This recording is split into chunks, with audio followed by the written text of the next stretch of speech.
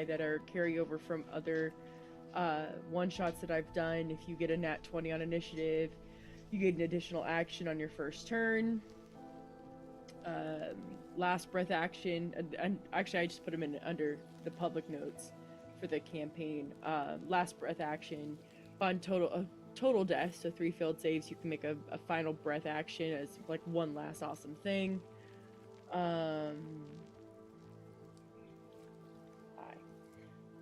Desperate measures is in here, so you can trade in death saves or points of exhaustion for doing awesome stuff. So that's available to you. Like I said initially, you guys both are going to start with inspiration, so be sure to mark that on your sheets.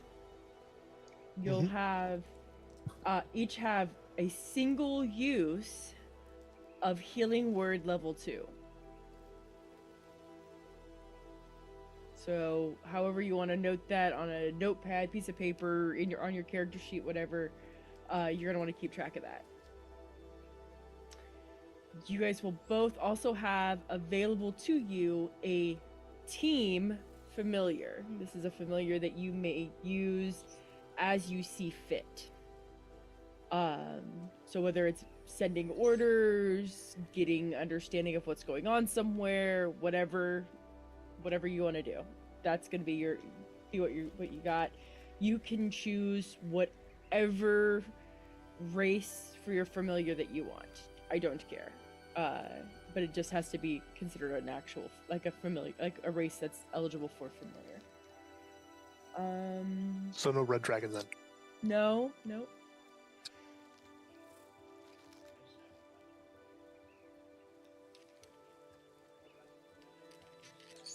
Oh, so you get a team familiar, so you can use it however you want for the entirety of your team.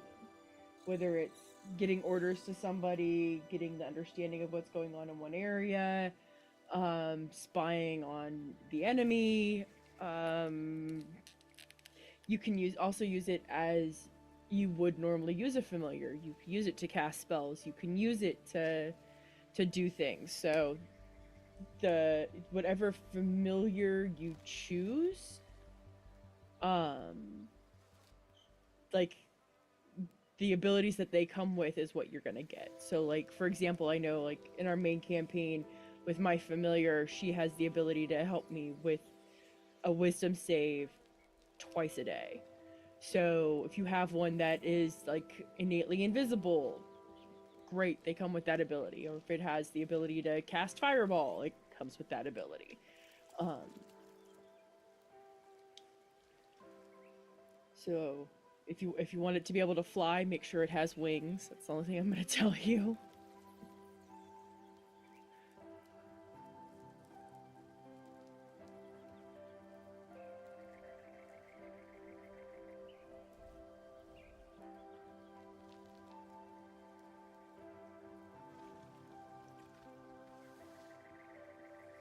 This is the map.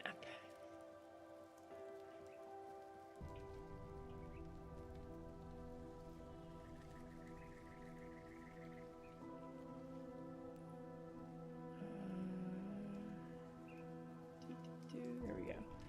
So, Endis, I put your token here, but you can move it wherever you would like. And then Syl, your token is here, which you may move to wherever you would like. In the top right hand corner, I have it listed as to how high up the walls are, how high up the towers are. Each square is 40 feet.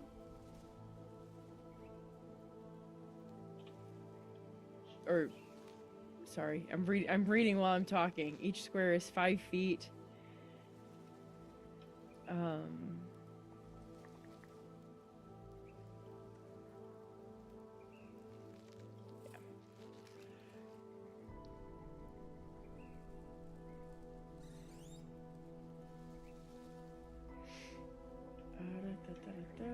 Why will it not let me spawn my mount? Don't know.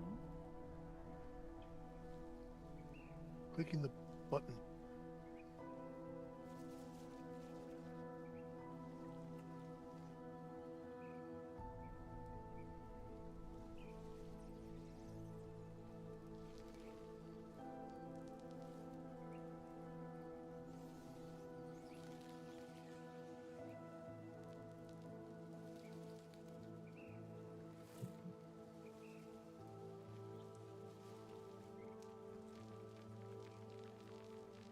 What kind of mount is it? I'll just drop it in there. I was going to use the giant lizard stat block. It's not going to be accurate, and it needs to be resized to medium. I had that all set up already, but it's not loading it into the map for some reason. That's okay.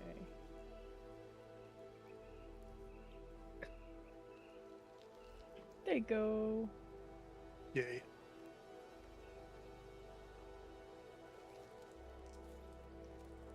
Oh wait, it did spawn it. Never mind. It spawned a whole bunch of them. Where?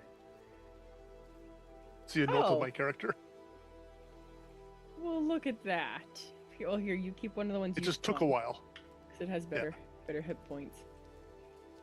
And the hit points and AC on that are actually accurate. The rest of the stat block that might come up is not. Okay.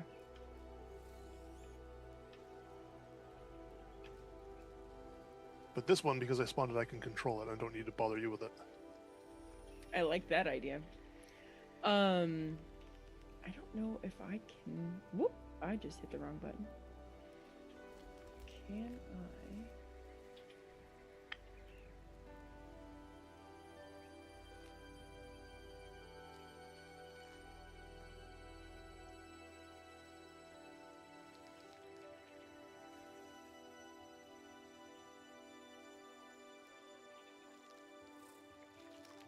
Trying to see if I can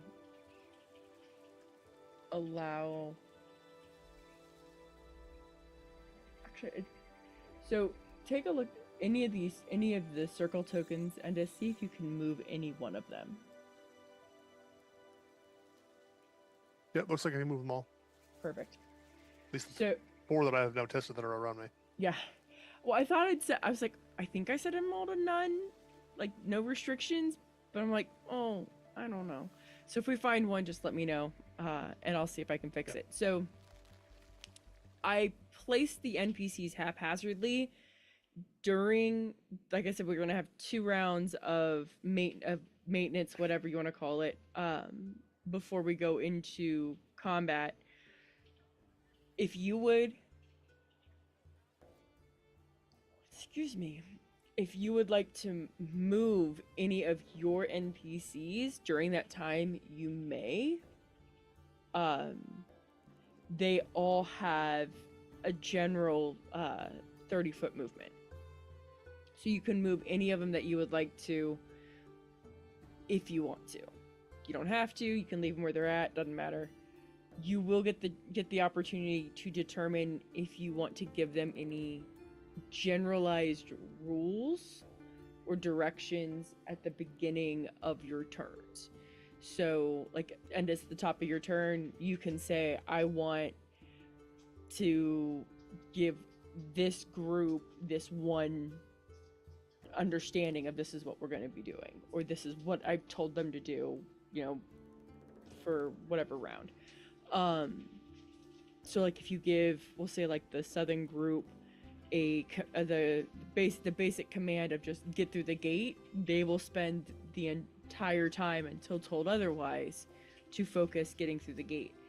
So if they're, again, a certain distance away, however far away from you, that they can't hear you if you yell, and you don't have sending or message or anything like that, then you will have to utilize your familiar to contact them. What are you two gabbing about that has you guys laughing?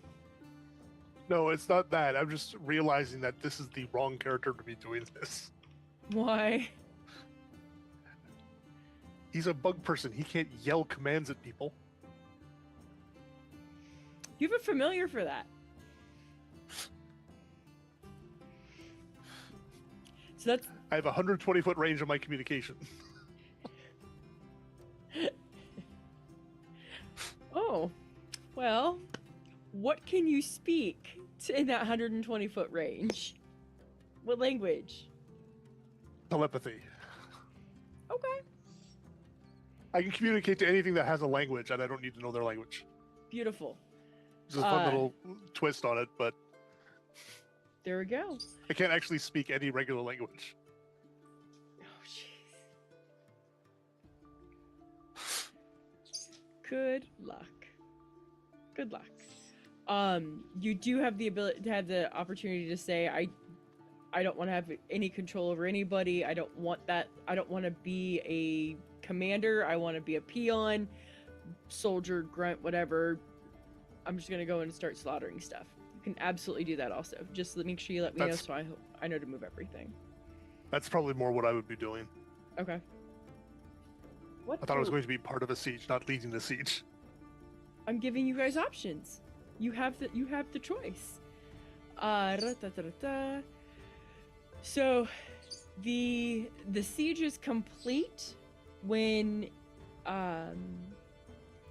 and is if you either your team either gets through the gate and gets to the city center, which is here, or still if you are able to defeat, I'm gonna say more than the majority, so like 3/4 of the army, and they decide to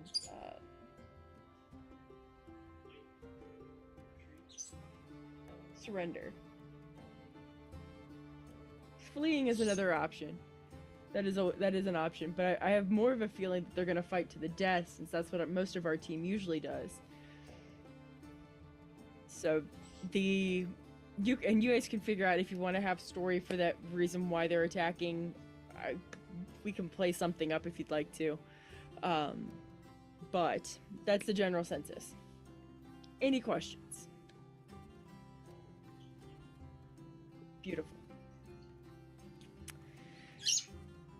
So we'll do 2 rounds and then we'll roll for initiative.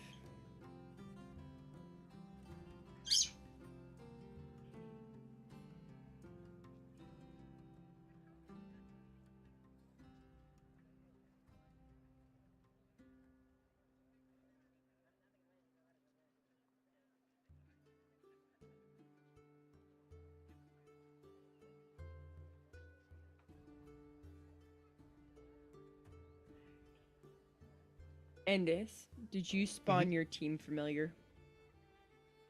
I did not. If you would like a team familiar, you'll want to do that. Yeah, I think I can do that. Sil reminded me of it. He was like, he did it. I was like, oh yeah, I should probably make sure you actually have a player on the board.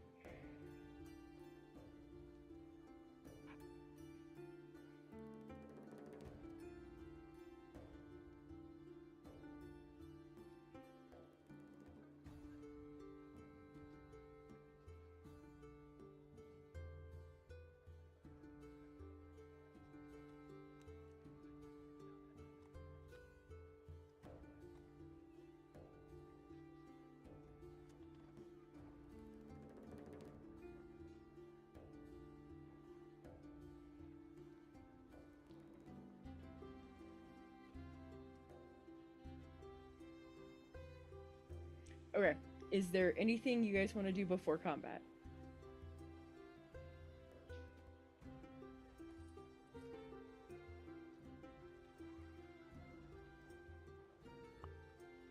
Not that I can think of, really.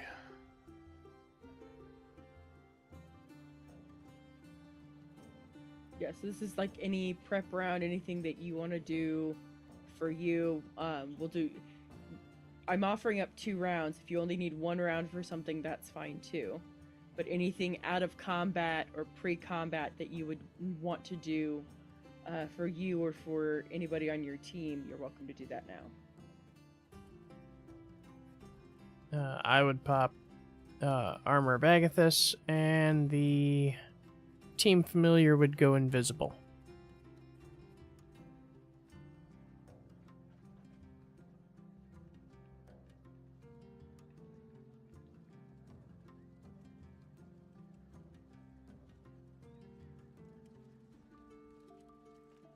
Made you DM something to cease.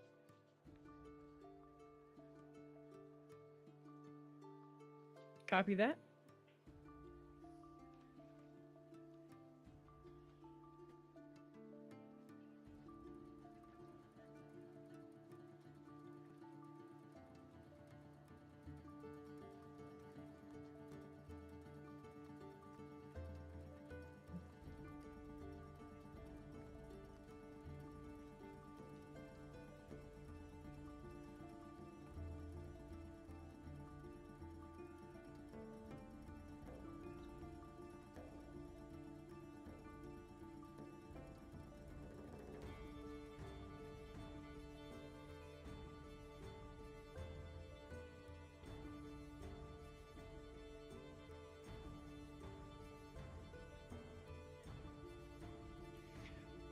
What's the radius on that?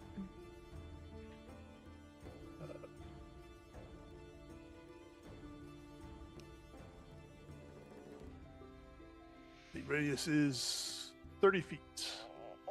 Okay.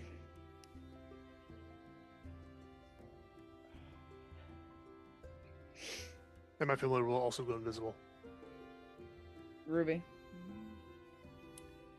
Okay. So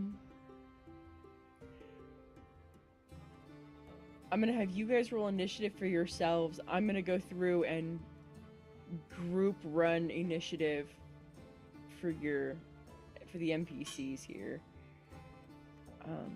So are you captaining, captain commandering, or are you peon grunt soldiering?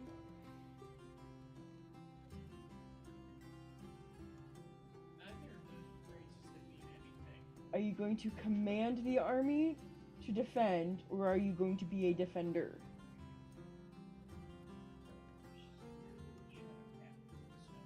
Okay, I'm clarifying. I'm making sure I'm on the right wavelength. Okay, I feel like and does you ever have those moments where you just feel like you snort cat hair? Yes. I'm sitting here, I'm like, I know I've wiped cat hair off my face like 6 times already, but I can still feel it. Especially when I have this right here.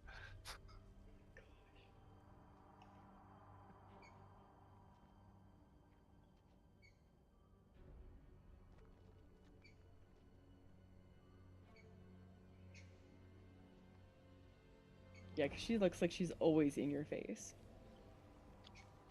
She is very attached and always wants to be around me. Yeah, my girl does not care.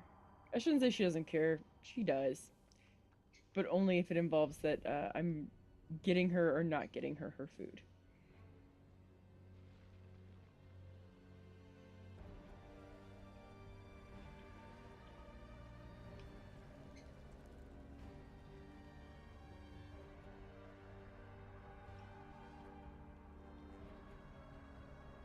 Oh, crud.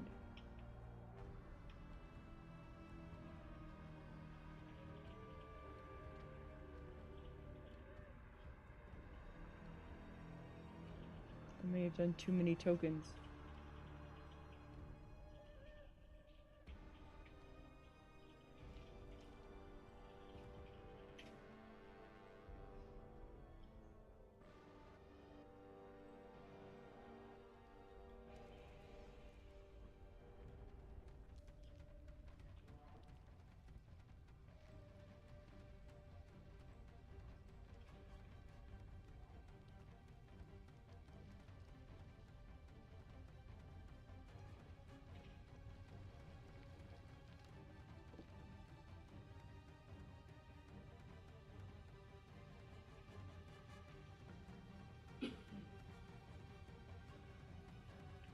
Then I'm gonna have to try and remember who I grouped together, because I completely did not remember to group them.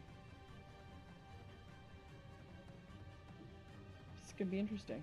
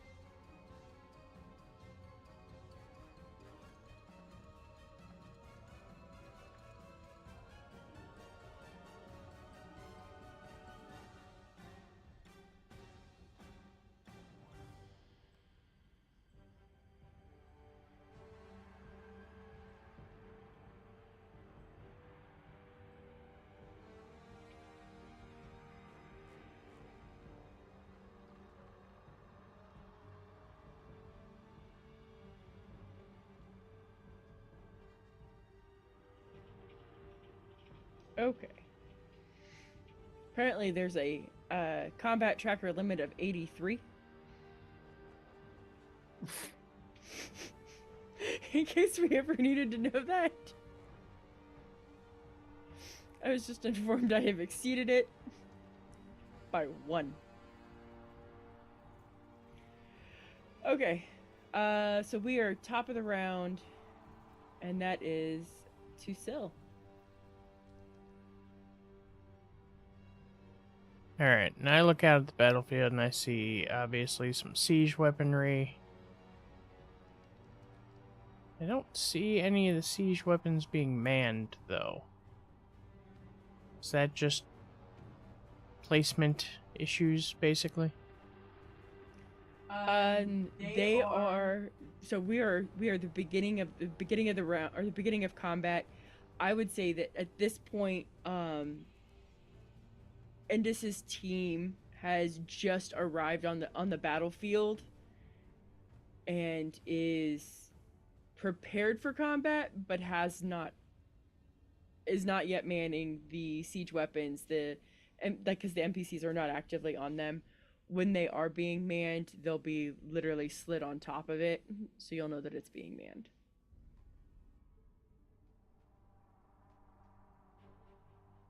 Alright, then,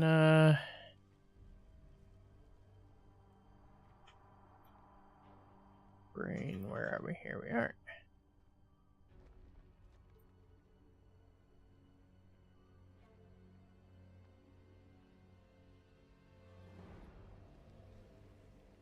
Yeah, I would yell out to, at least those around within shouting distance, something to the effect of, watch the siege weapons! And I would blast, in fact, that one that you, moved and then moved back. I would chuck an Eldritch Blast at it. Person or The person. The white. That one. That was a 14 to hit. I got a lot of tabs open. 14 does not. Alright, that's a miss. I guess I should have asked before I fired that off, what did they look like?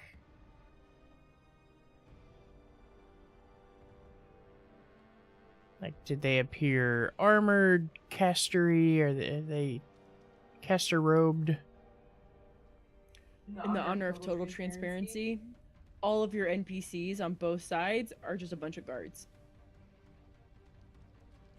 So if anybody's casting, it's going to be you guys. I was not keeping track of spells.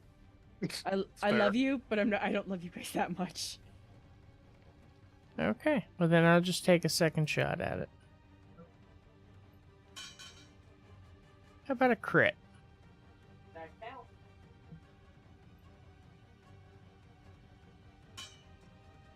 15 force damage.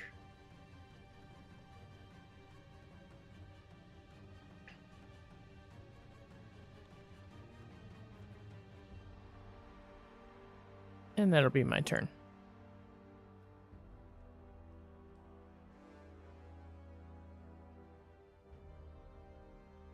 I forgot my nat 20 initiative got me a second action.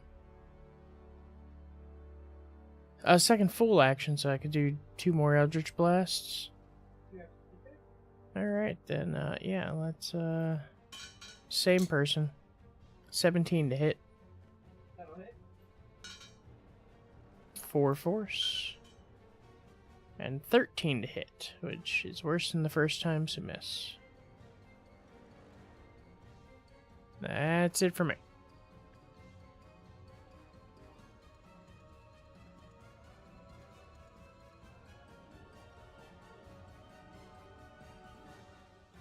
And we're going to cricket. Okay.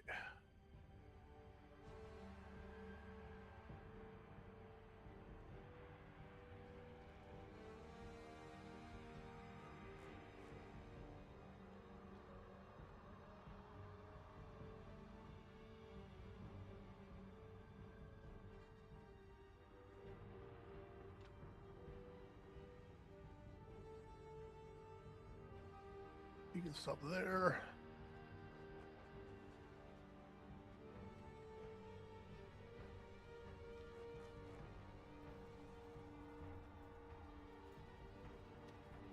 Over there, I'm going to take the bow off my back and take a couple of shots at the guy on the top of the tower here.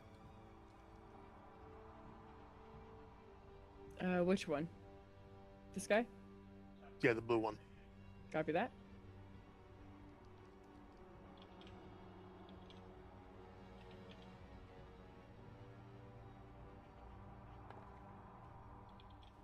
AC 16 That'll hit. for 9 damage.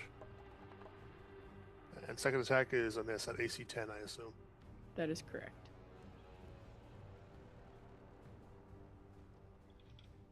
And I use my bonus action, my beast is going to dash.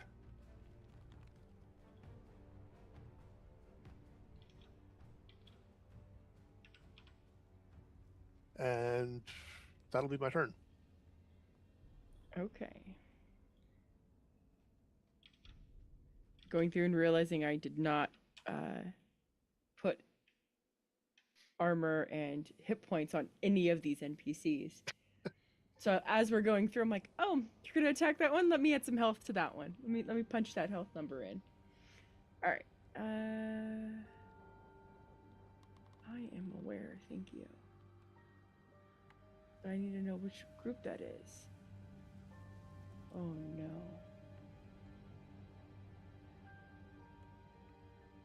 Oh.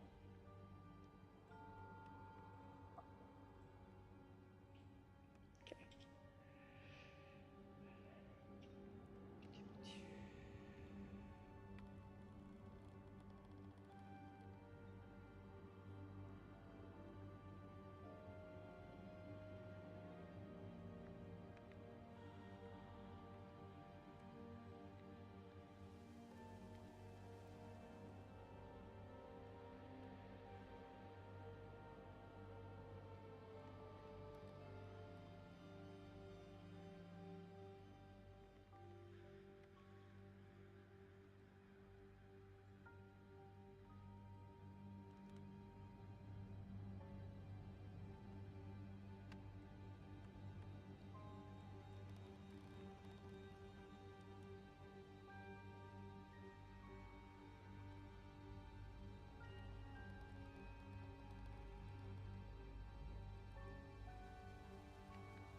This sucks because it's literally just me moving a bunch of people. Hold on. I'm just gonna do a bunch of damage rolls here.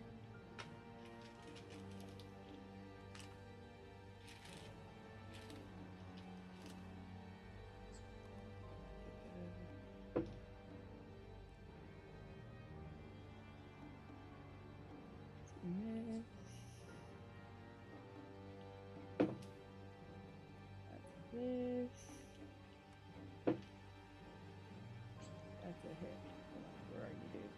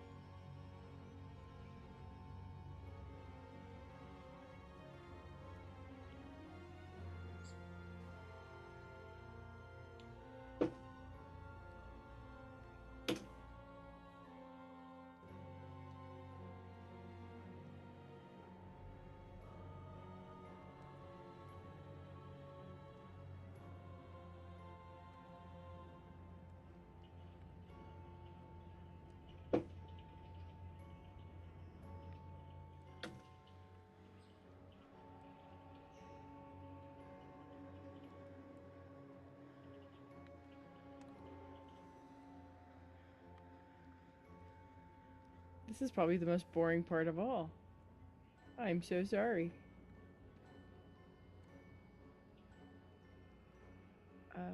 Okay, so still it is your guys' turn. There's a group, your northeastern group is on that wall. It's their turn. Do you have? Is there any specific commands that they were given. Their primary command was to watch for the siege weapons and basically attack anyone going to man a siege weapon. Stop the siege weapons. So would they hold an attack until the siege weapon was about to be engaged? Or No, would- like this right trebuchet, not that far. That one. Okay, I'm saying this wall, it's their turn.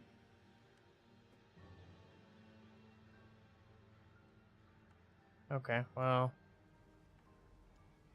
in that case, no. They wouldn't hold anything. They would just that one of the parapets. I just confused on what you got here for me.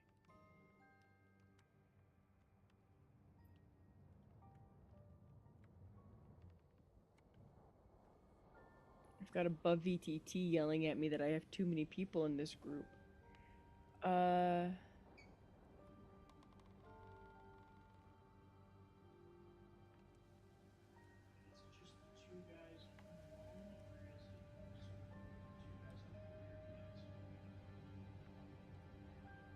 So it is here.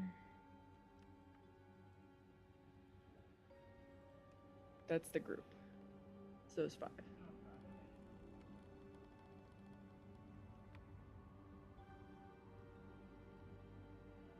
Six.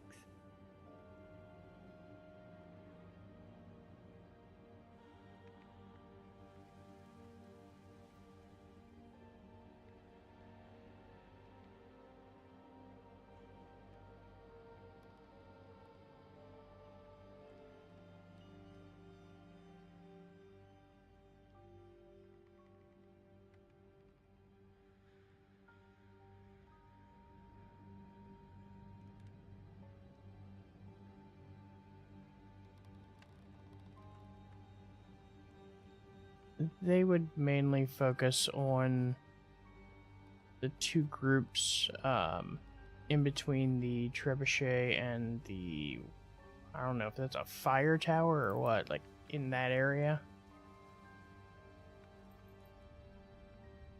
There are like 4 enemies in those 2 groupings there.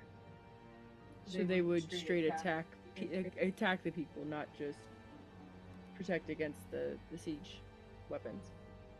Yeah, they would just prioritize anybody going for a siege weapon. Got it.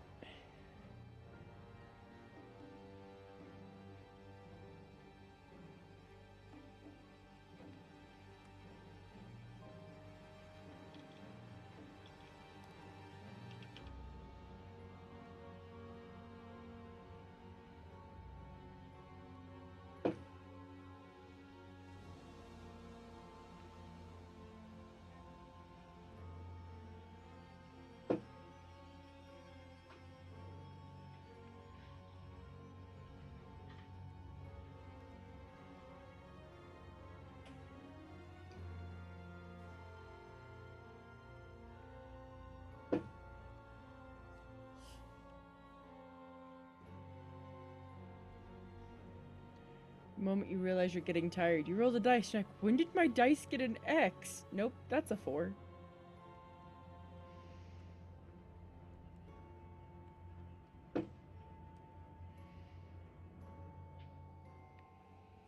Well, fortunately and unfortunately, my dice suck. So...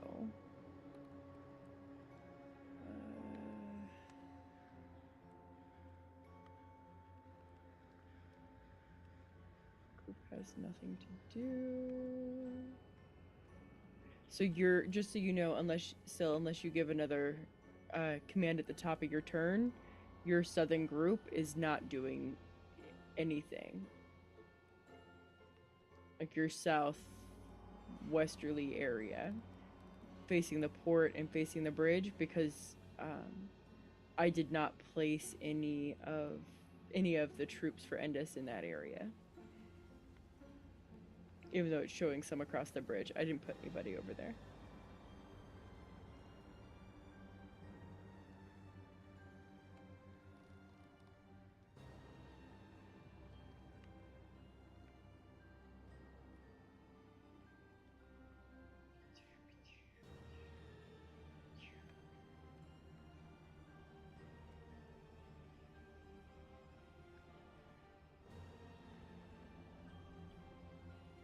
There.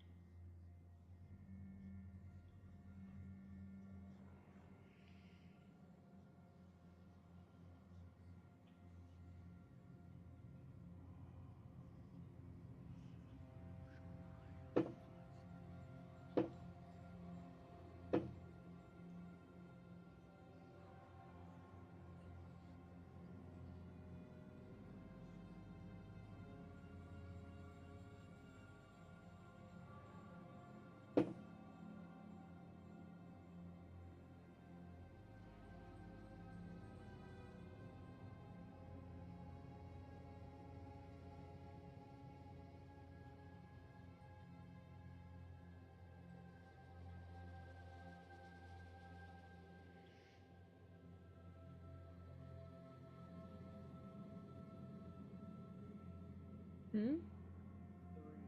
I know. This is where we're at.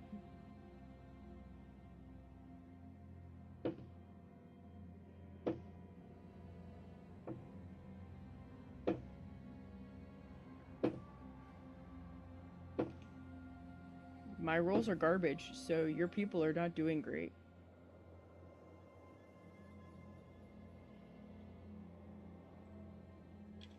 That goes for both sides.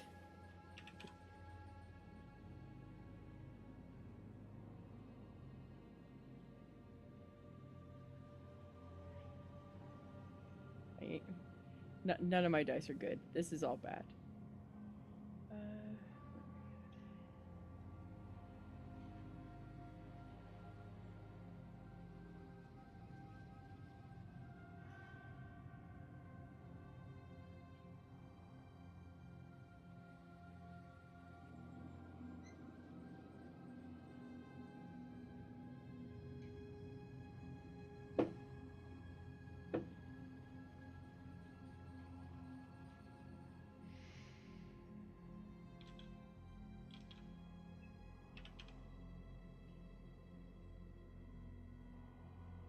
My head, this sounded really great. Now I'm like, there should have been. I should have figured out a better way to do this. Oh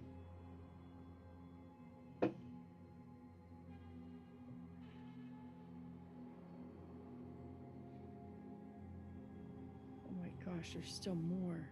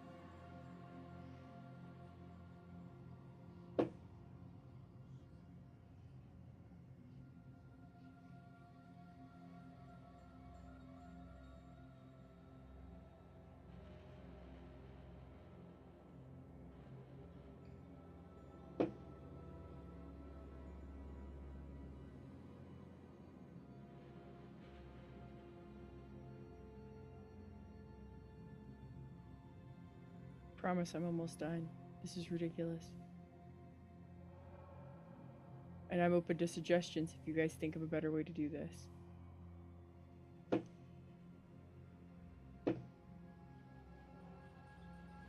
The only real tool I use to get around this is using swarms. I know. Like when I did my blood rave, that's why a lot of them just turned into like swarms of bats.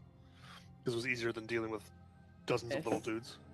I know. And I thought about that and I was like, well, I feel like swarms are like, it's cool, but then they kind of suck too.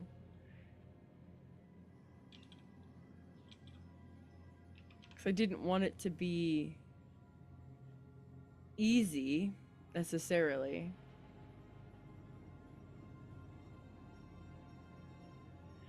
I don't know. All right. Last group.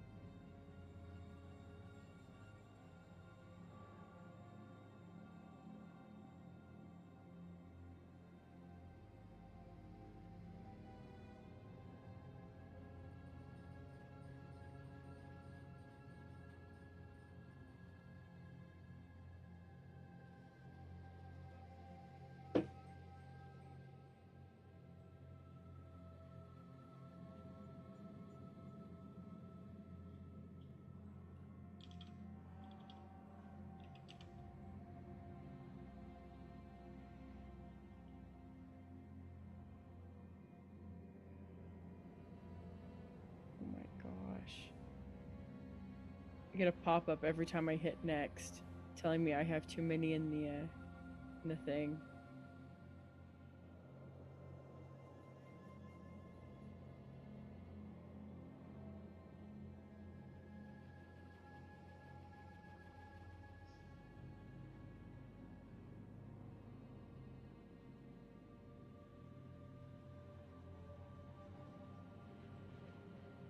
Stop.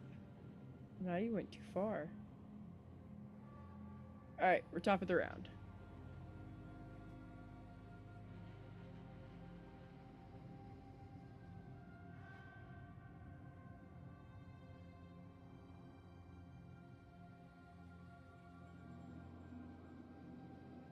If I see this right, it looks like I've lost one defender.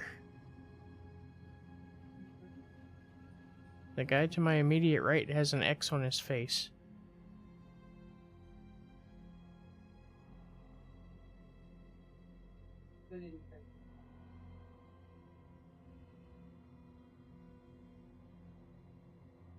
Aha, and he pops back to life.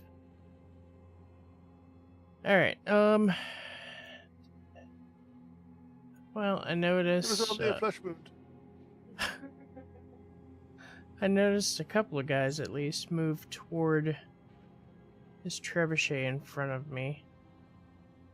So...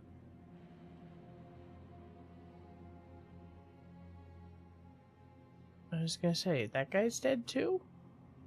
It's the guy I was getting ready to target. Yeah, I think she might be adding hit points.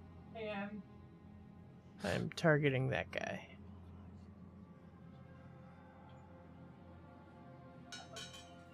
I don't know, because now my character sheet's open. That guy.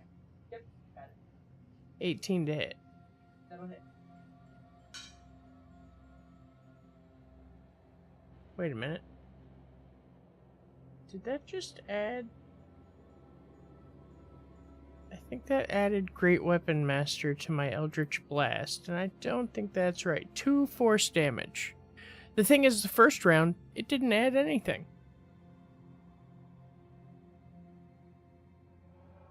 2 force damage, second attack, same guy, 23 to hit.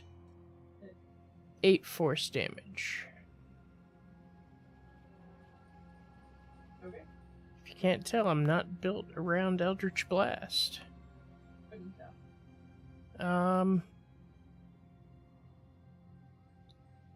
would know, in my role, how long would it take to open and reclose the gate?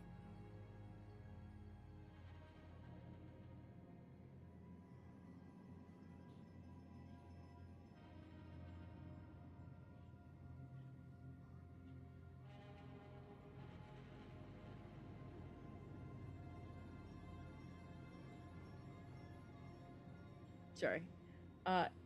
If only one person is manning the gate, then it will take 3 turns. If 2 people are manning the gate, it would be 2 turns.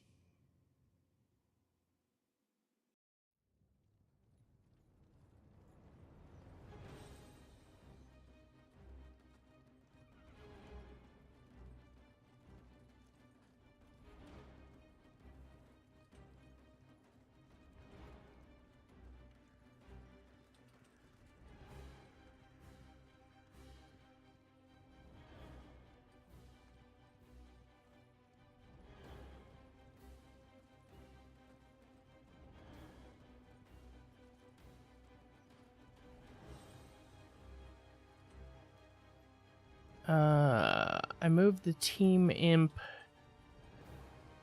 to the almost city center. Would the southern wall be able to hear him from there?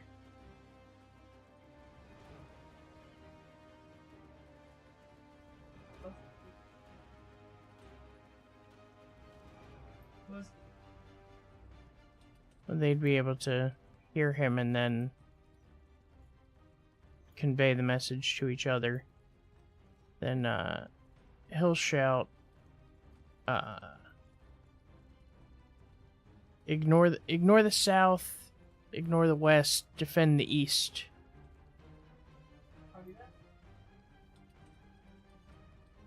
And that'll be my turn.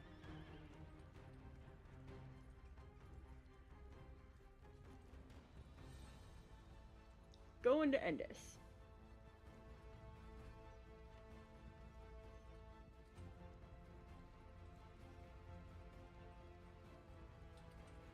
You're muted. I want to send you something in a PM because I want to be sneaky with something. Copy that.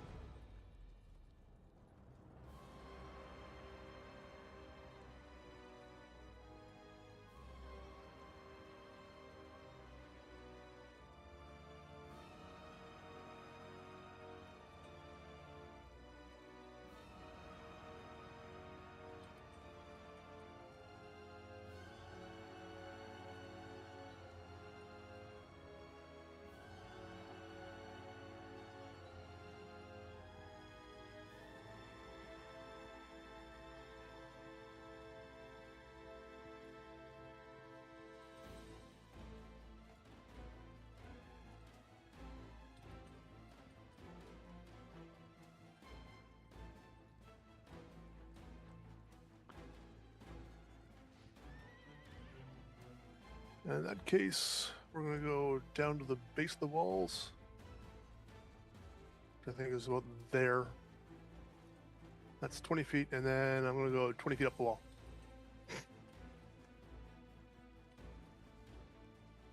Okay.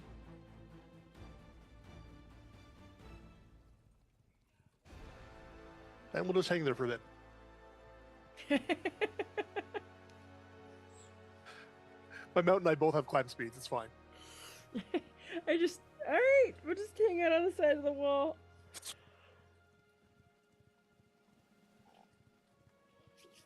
It just makes me chuckle. Okay. No, honey, you can't be underfoot. Oh, now I get to do this. Okay.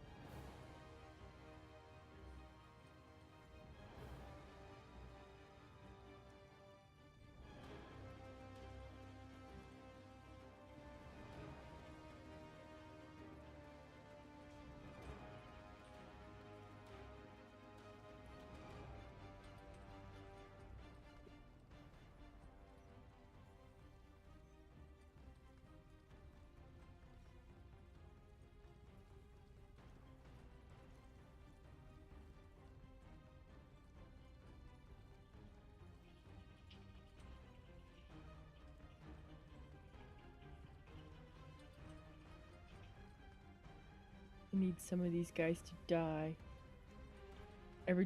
These pop-ups are getting ridiculous. Oh, that's a nat 20. Alright. So, one of your guys rolled a nat 20 on an attack. Who do you want me to attack? It is this guy right here.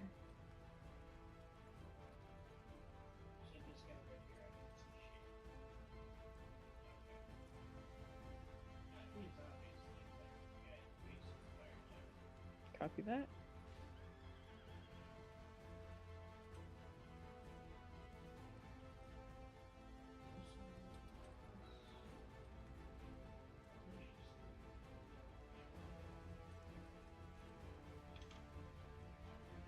What?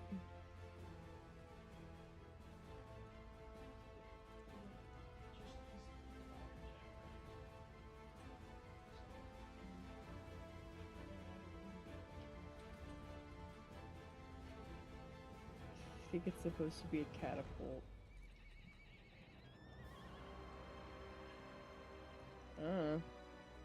It is an AI generated map, so I have no idea.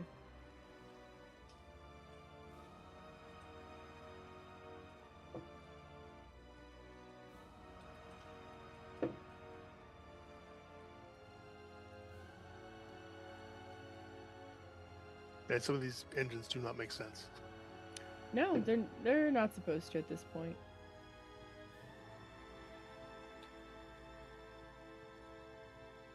I was looking at the one to the east. It looks like a tilt-a-whirl. This trebuchet is on fire at both ends. Several of them are that way, unfortunately.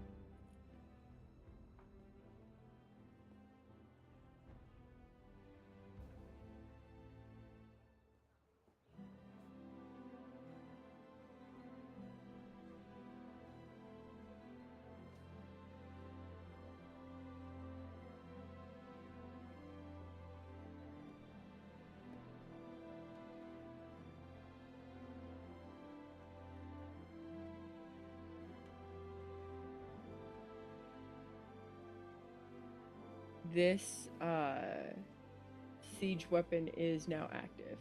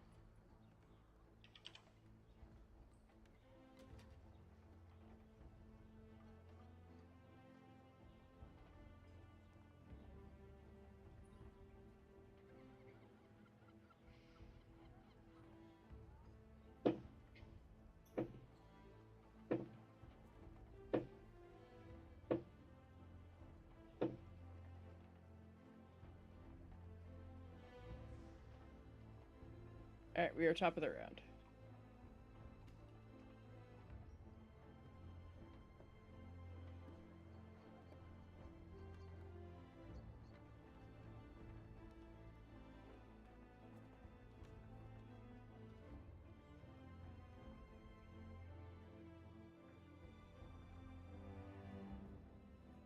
Alright, I'll take another shot at that same guy with the trebuchet there.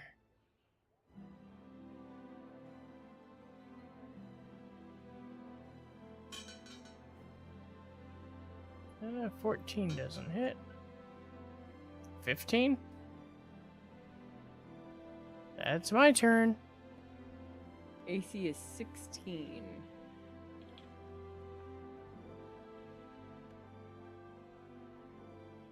Go going to end this. Then I'm going to climb the last 10 feet of this wall and pop out onto the top track here. And attack this guy. Okay. First, I will smack him once. AC 23. Yep. For 9 damage. And AC 27 for 7 damage. Okay. And my bonus action I'm going to use to get my lizard to bite. Okay. Why does it not have an attack roll on there?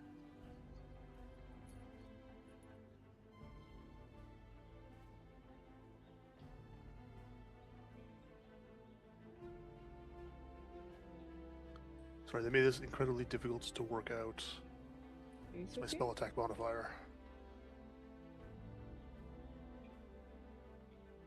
So it's the same as my other one. I'll also just use that. This is the beast attack, even though it's terrible. AC 13 anyway. That is a miss. And that'll be my turn. Okay.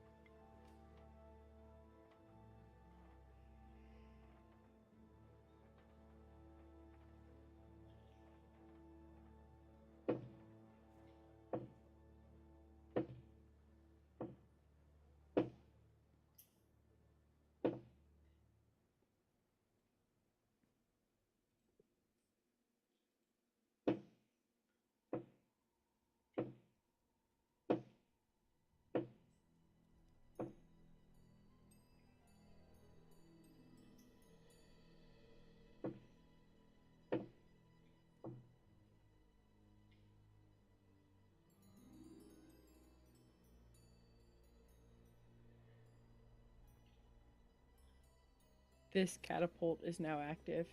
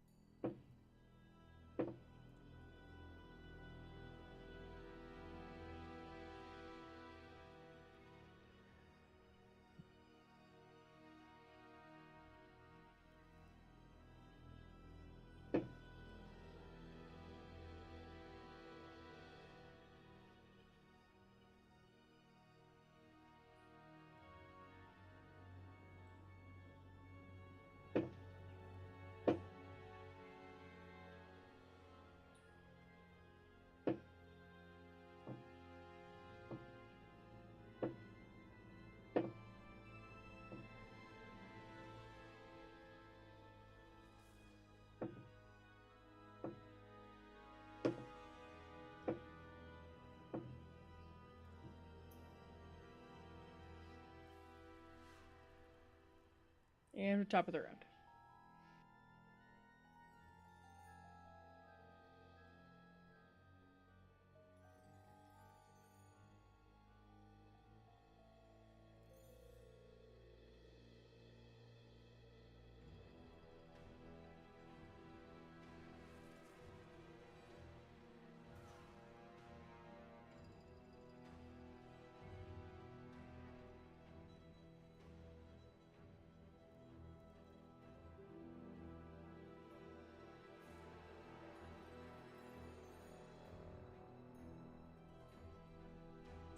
I shoot the same guy as before.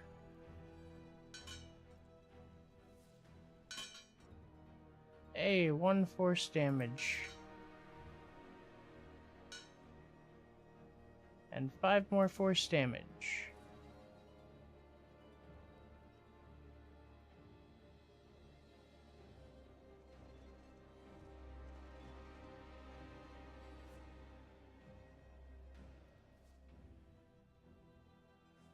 That's my turn.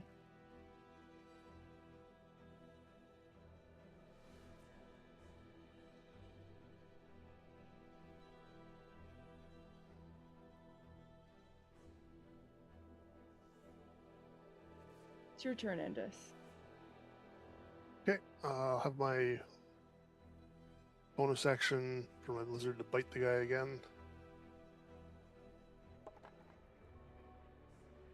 That's a nice high 28 to hit. For 12 damage, piercing. And he's still up. Then I'll keep clubbing him with my staff. AC 24 for 11. And AC 22 for another 13. And with that, he's down. Okay. And with that, we are both going to move. It's not him too. Into the tower. Okay. So I have to be in a moment of complete transparency here. I don't know that this is going as well as planned because I'm gonna put Saul in the hot seat. He's obviously not having a good time, and I know that because he'd rather be doing his nails than playing D&D. Uh-huh.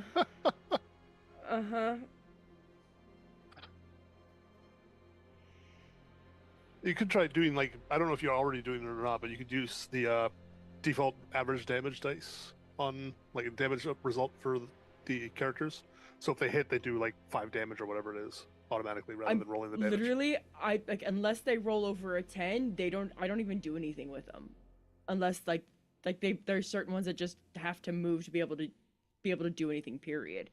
So yeah. I roll 6 times for each group and then I call it. I'm like, next group. It's just it's not going as well as I had planned or had hoped it would be going. And I don't know how to fix this because I've got a I don't know. I've got a player who wasn't built for standing on a wall that decided to stand on a wall. Switch sides! Switch sides.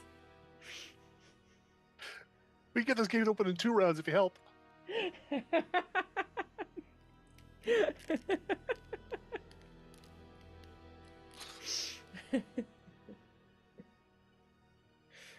Oh, yeah, I don't know.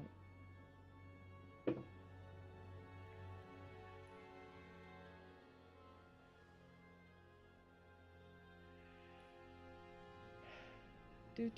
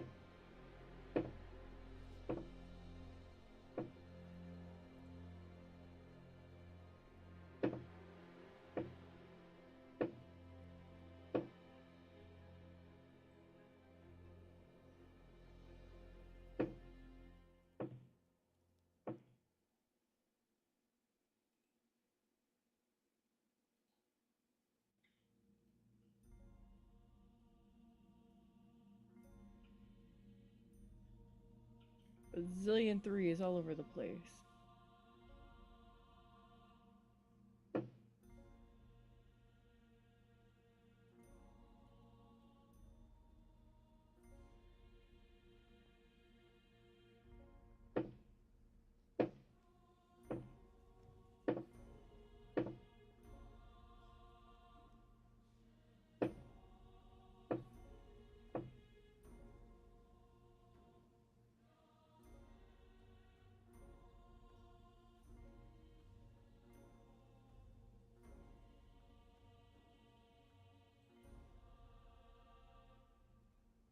Alright, top of the round.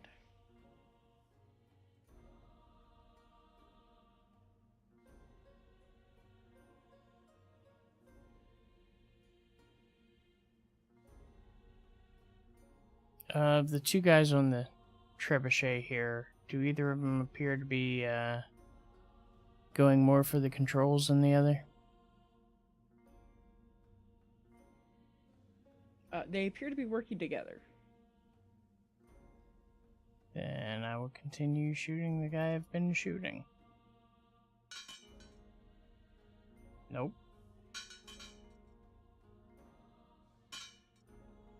8 force damage.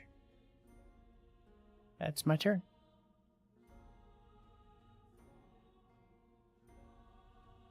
Alright, Endus.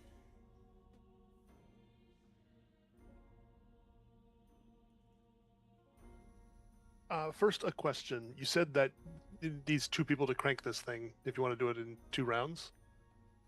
Can my lizard help me? It has an intelligence of 8. This is actually a face spirit in lizard shape.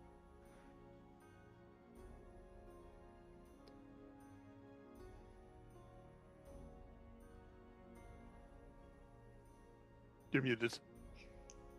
Sure, he'll have to be able to give me a dex check or an athletics to be able to do it, but yeah. Okay, we'll get to that in a minute. First thing, I want to use the familiar, and we're going to cast Spike Growth through the familiar. Okay.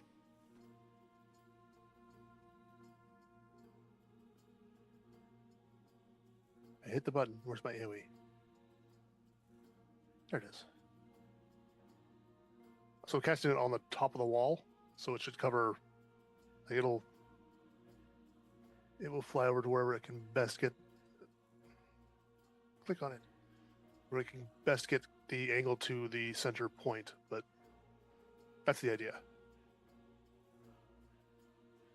So the area of on the ground, the area around the gate is where you're casting spike growth? No, on top of the wall. Top of the wall. So the top of the gate wall here, and all into the where the other gate control is, and then out the other far side slightly. Okay. And then we're going to start trying to crank. Okay.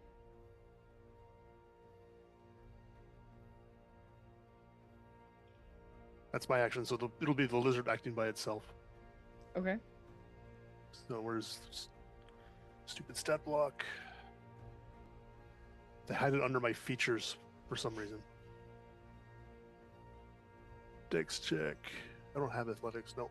Not on him. That's a 17.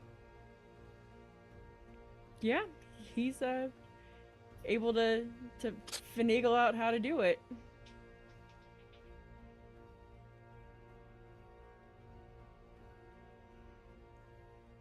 Now I can't unenvision that. And that'll be my turn. Okay.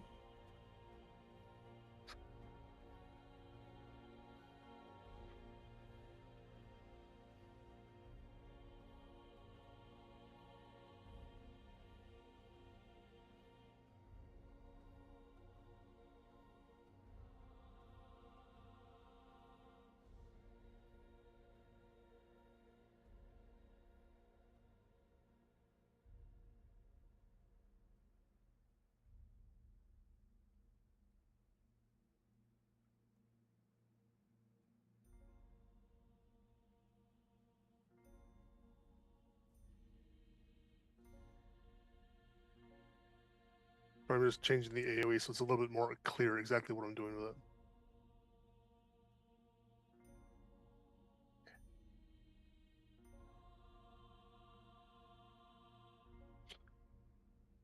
Since I guess the wall surface would also be spiky, but nobody's going to be walking on it.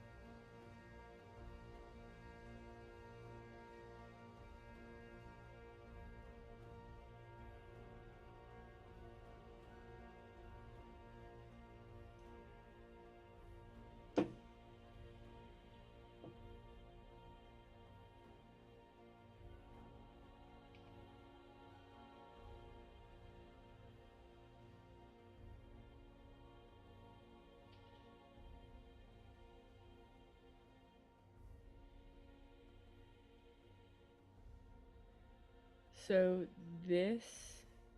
Oh, hold on. I'm in roller.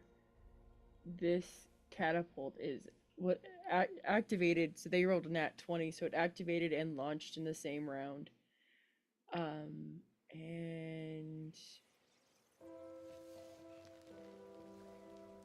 this tower now has a ginormous gaping hole in it. at that at that number. Yeah. So there's a huge gaping hole in that tower there.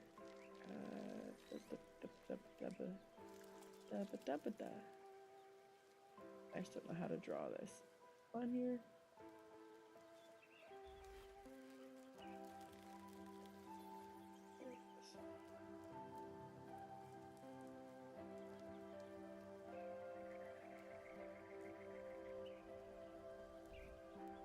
There we go, that looks like a gaping hole. This suffice. Will suffice. Alright.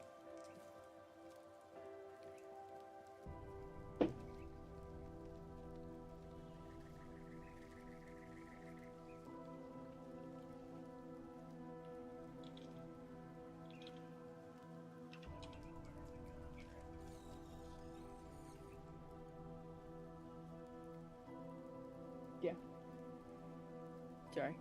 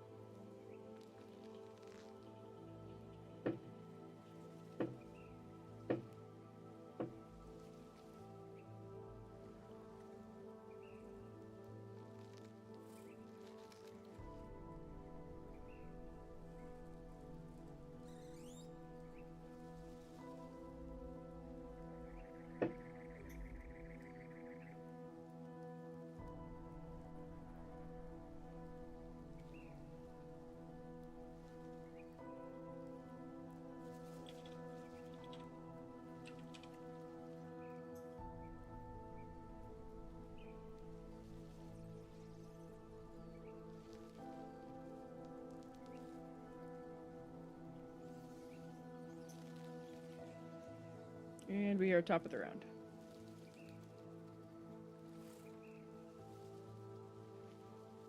Ready for my super complex turn? I'm going to double move down the ladder and be done.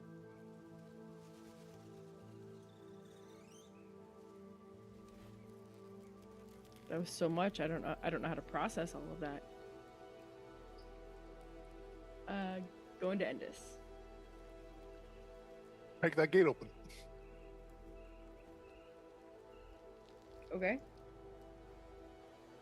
I can actually afford to get involved this time, so I'll roll the die for my lizard again. Oh, that's bad. It is.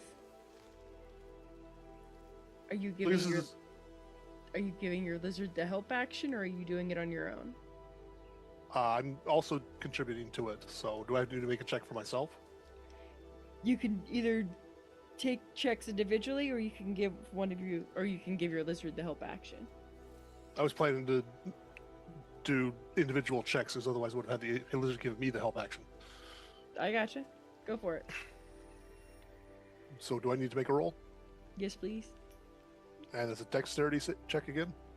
You can do dex or athletics. Athletics is not better, so dex. Oh, almost a nat 20. That is So sufficient. only an 18. Only. So imagine that's round 2 of 3.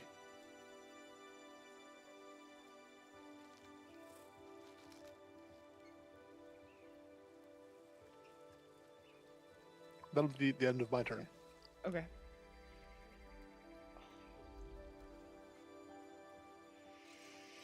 I debated spending 3 death saving throws to get an extra action and push it even harder. Why not?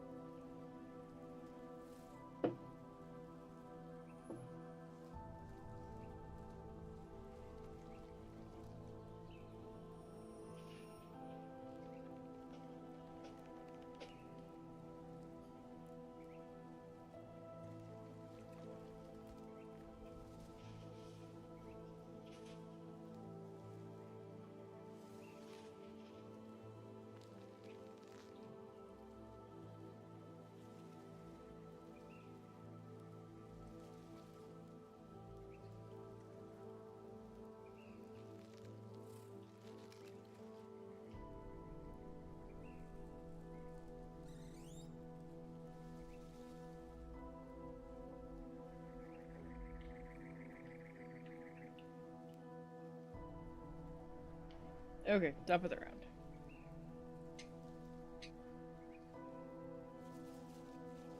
Alright. Balasar moves in that direction. And she's wearing a black cloak that almost has like smoky, voidy wisps coming off of it, and they start to circle around her and just grow larger and larger until she's fully enveloped in a black, kind of void purple wisps as I cast Shadow of Moil. And I'll set up the aura, but that's my turn. Okay. Going to Endis.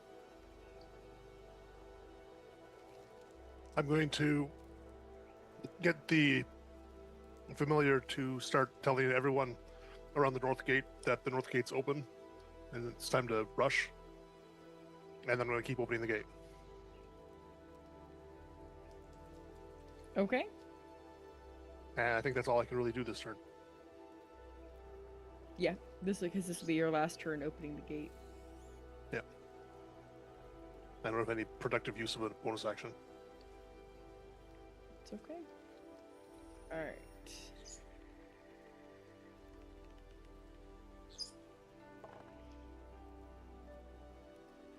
Roll a 20 for the next check if it matters.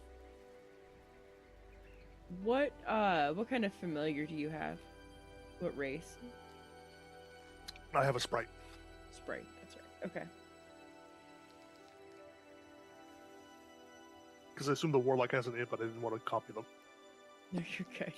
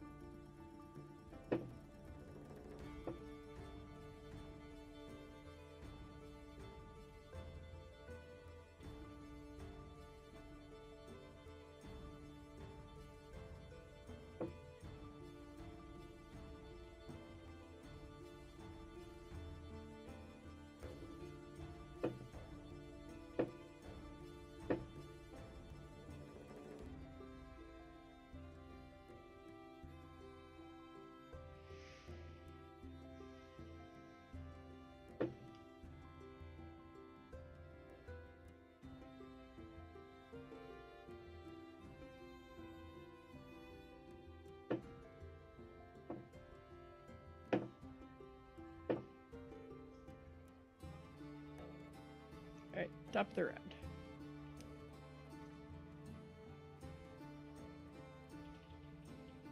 Okay.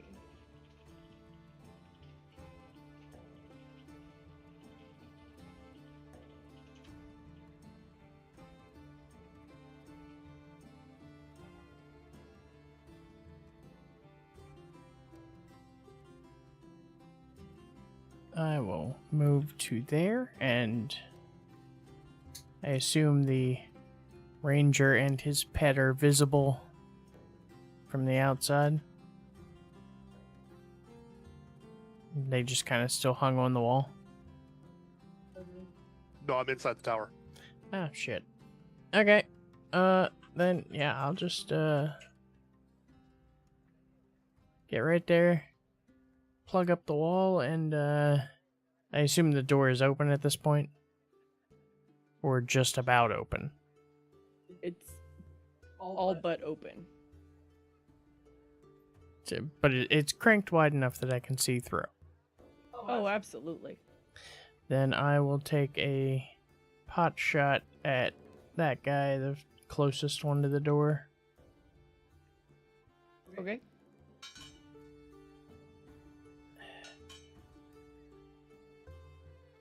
What are these rolls?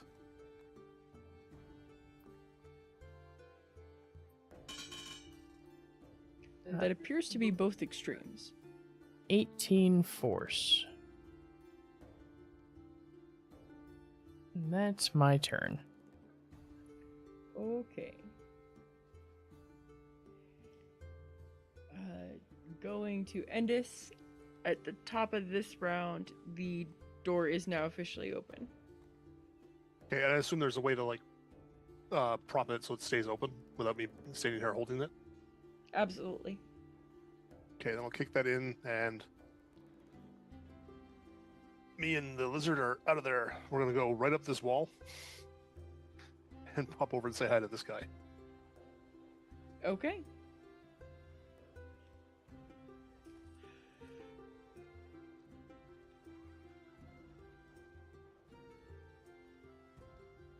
First bonus action for lizard bite. Oh, and that 20. Now we're using perfect crit. Si, senor. Ooh, max damage. So that's 23 damage on the bite. Okay. And then I will club him. 28 AC, I assume hits. Absolutely. 6 damage. It's enough. And I missed with the last one, AC 11. That's okay. Your first hit would have killed him.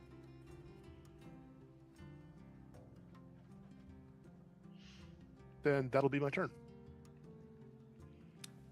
Fantastic. I don't want to roll any more dice.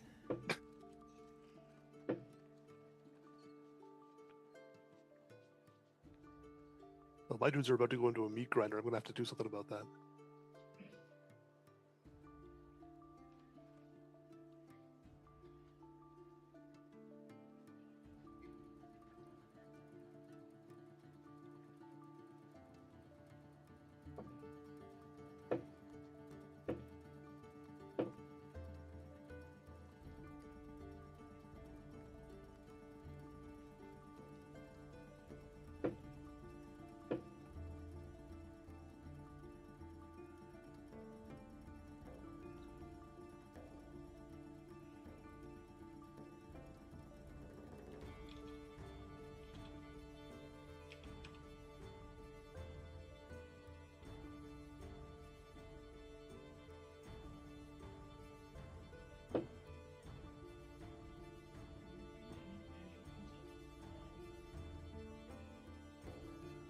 Yeah, and just killed one guy.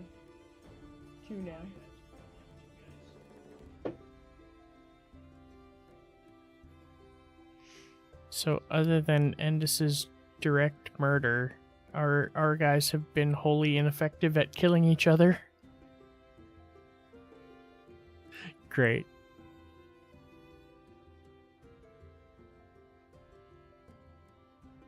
Most of this has been trying to eliminate guys who are going to bother me while I'm doing other stuff.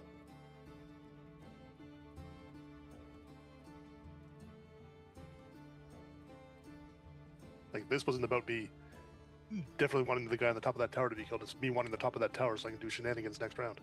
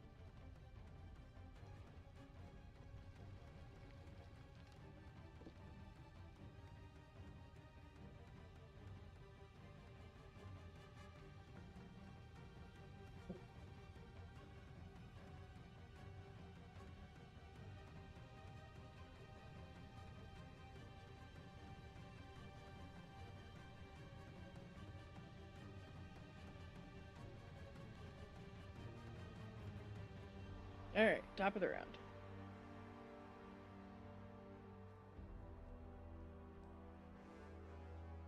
Alright, I screwed this up last time, but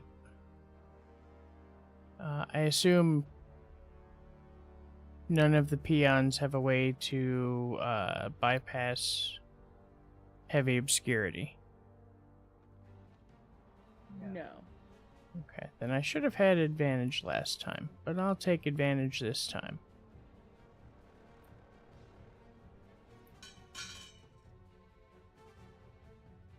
$22 to hit. It's gonna be that. I guess the same guy I attacked last time.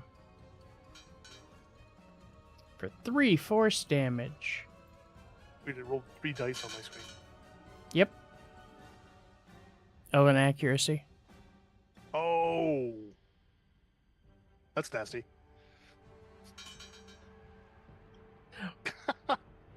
Unless it's on Eldritch Blast, then it's not nasty at all.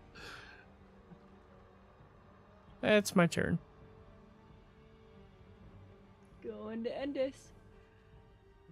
I'm gonna edge over close to the top of the building. I'm gonna peek over and see that mess going on down there. And I'm going to send whatever is down there a mental image that looks like my perspective of that, except instead of an inky blot of writhing darkness, it's a poo with stink lines writhing out of it.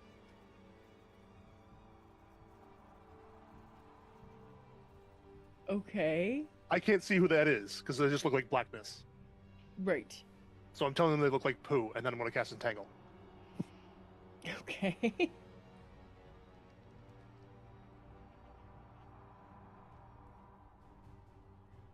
Don't know if I need to do the AoE, but that's going to go because that's concentration.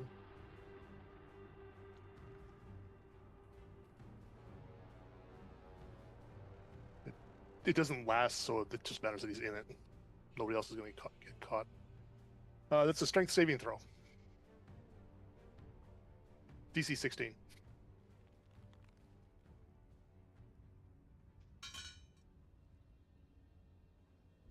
That's a fail.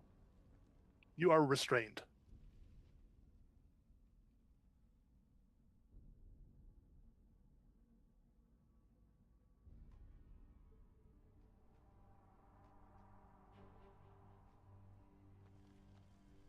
I think that's it. Yep, you have this restrained condition until the spell ends. You can take an action to make an athletics check against the spell DC again on subsequent turns, and that'll free you.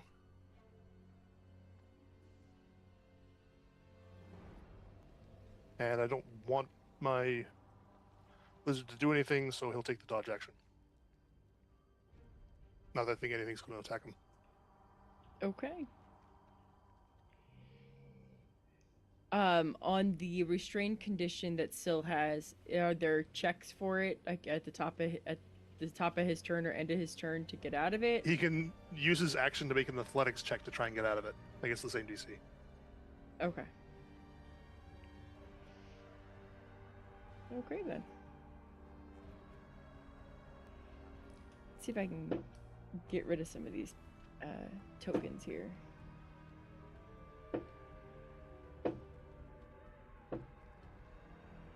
Or not. Actually, hold on. I'm gonna just delete the guys that you've already killed to see if I can stop getting this error message that I have too many people.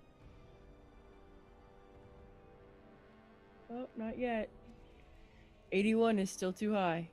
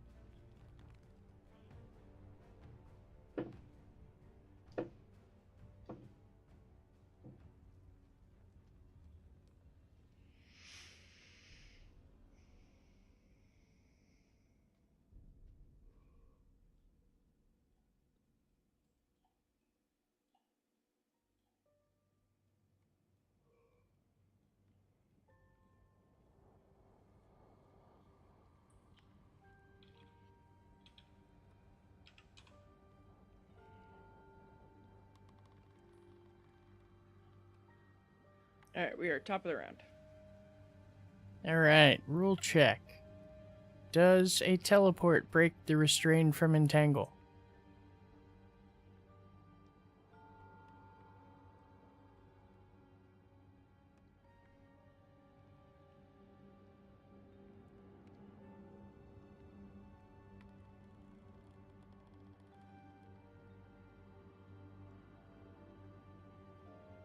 I would say it would get you out of it. Since you're the Because opponent, it's tied to the 20-foot square. Like I should have left the square on there actually. Because the area that it's in is difficult terrain. And in that case, It's just taking forever to load another square. Yeah, above VTT's been dirt slow today. Yeah, Beyond was timing out earlier, so I'm not sure it's just above VTT. Yeah. I'm going to use my one-time use of No! Misty Step. Come up here and say hello.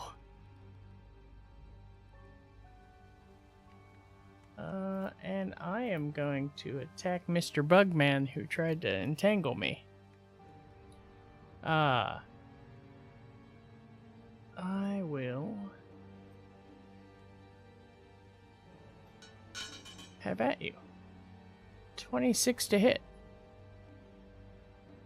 You are size medium, correct? Yes. Then, yeah, that'll hit. My AC's only 21. 15 slashing damage. Oh, wait, no. Ignore that. I'll just roll 2 more. 27 to hit. What were these rolls when you were fighting minions? I don't know. 16 more slashing. Wait a minute. Oh, God. And both of those need 3 on top because I didn't have Great Weapon Master checked.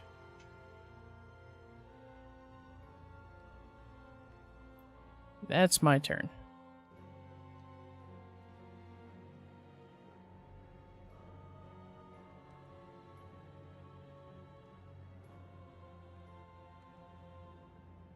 Endus, tag, you're it.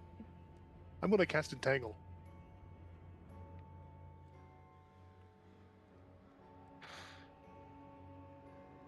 It's another strength saving throw for Velasar.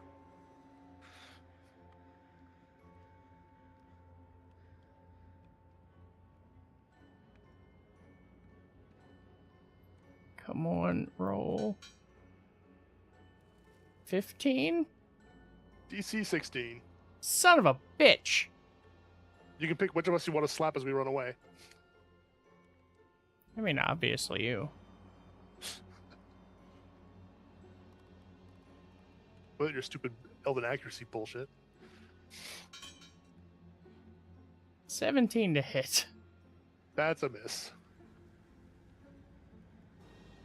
Now, do I want to go down or do I want to go over? Let's go over. And I can't attack that guy, but my beast can.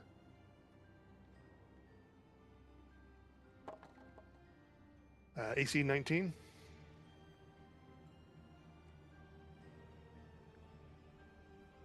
Please. Yeah. Yep, that hits. Let's see. That's 12 plus, because it's more than 20-foot distance. 4, so a total of 16 damage.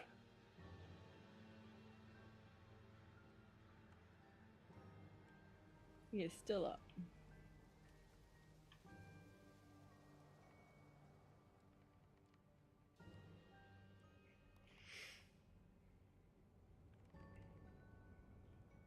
That's my entangle. It's technically difficult terrain, so it might matter. Got it. And I'm doing a circle rather than a square because that's all that's going to cover. Got it. But yeah, that's my turn. Okay.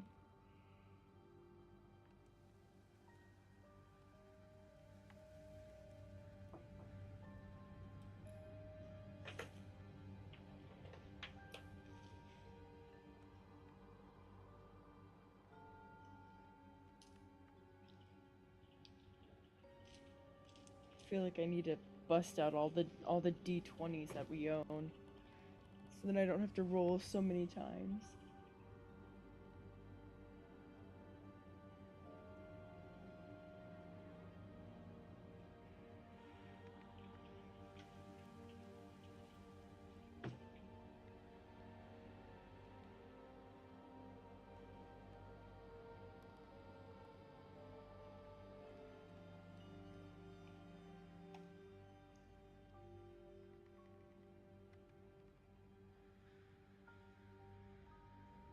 There's now another hole.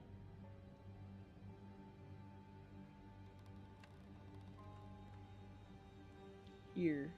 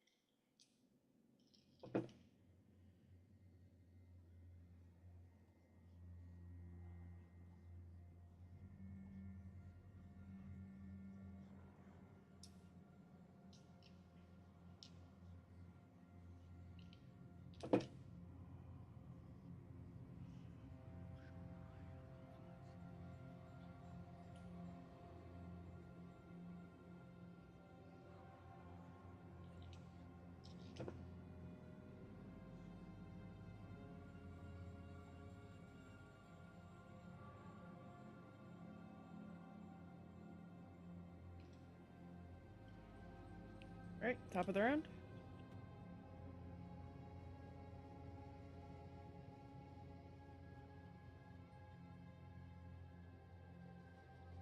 Alright, well, I guess I'm gonna use my turn to try to bust free.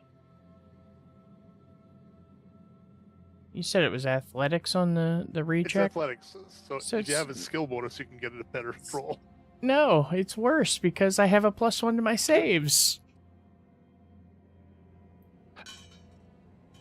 Yeah, I sit here and do nothing.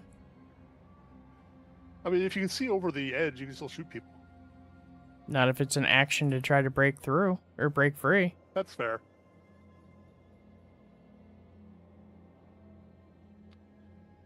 I'm gonna keep trying to murder this guy.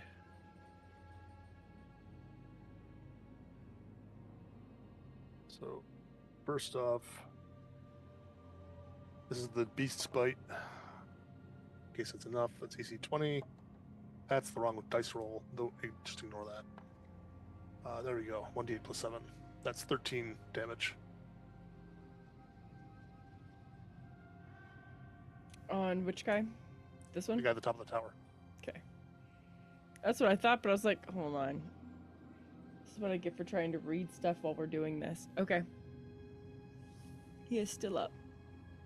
And then smacky smacky. AC 19 again with my staff. Yep.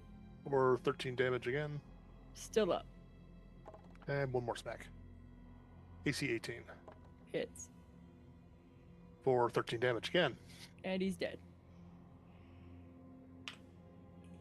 I'm gonna make rude chittering noises at the other tower. And that'll be the end of my turn. Rude chittering noises. At the guy that you have entangled? Yes.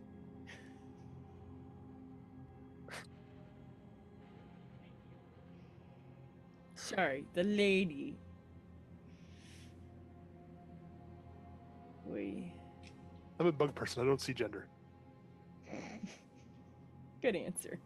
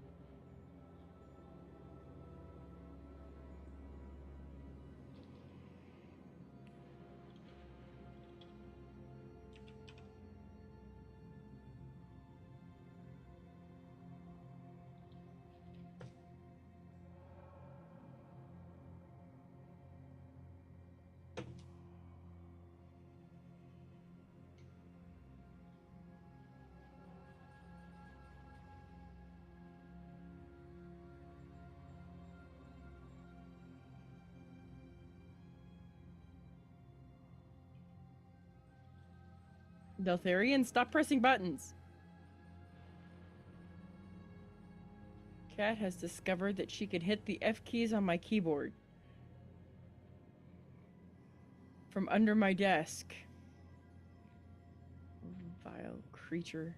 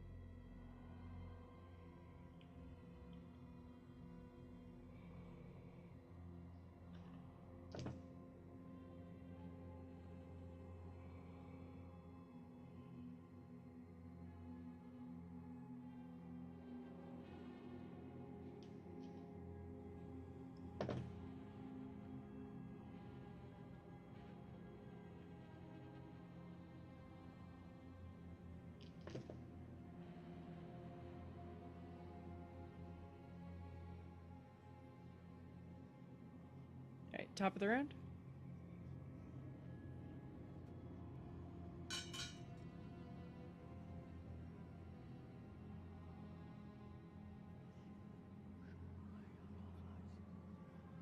All right, Endis.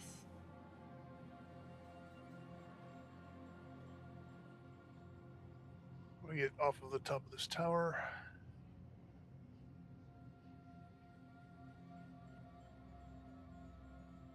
Scamper down full length, 40 feet. Is a regular move for my guy.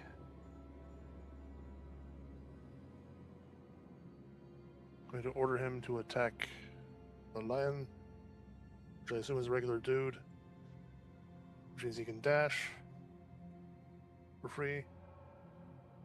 Well, he can use his bonus action, but that's all he's got. And still attack.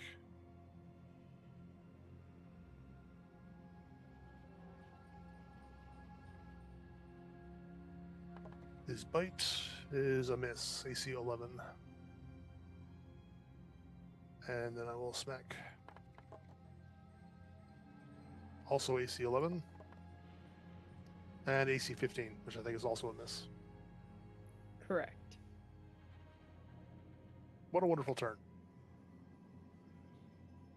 Do you know what turn it is by off chance? 12. We're in round 12. Okay. This is a very long battle.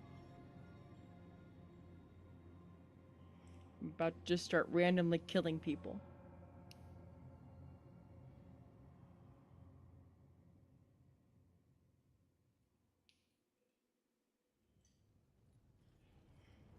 Well, that's my turn. Okay.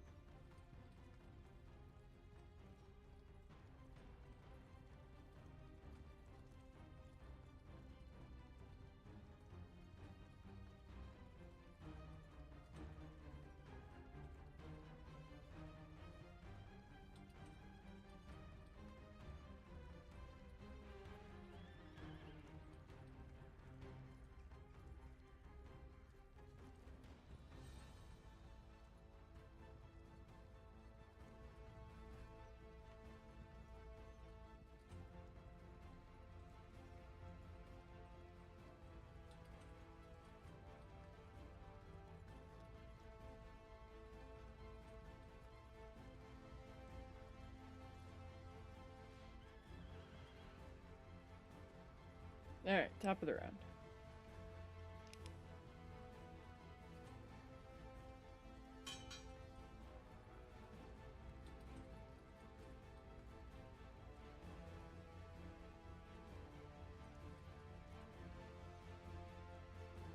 Assuming I need to climb down this tower since the AI did not put any kind of entrance on it, how far is it down the steps to come out the bottom?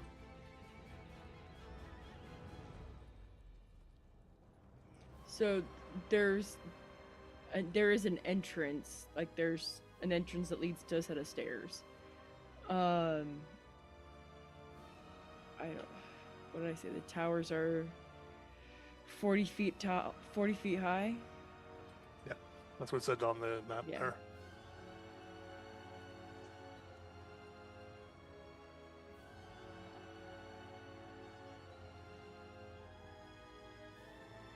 Okay, then I'm most of the way down the tower.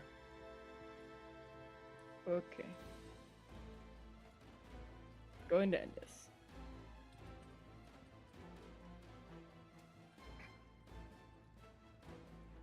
Going to try and make up for last turn.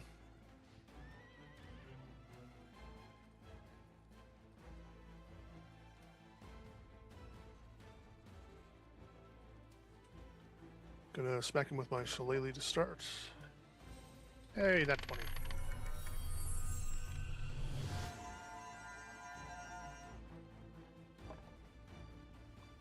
For 17 bludgeoning damage. I think he can give me a con saving throw. DC 16.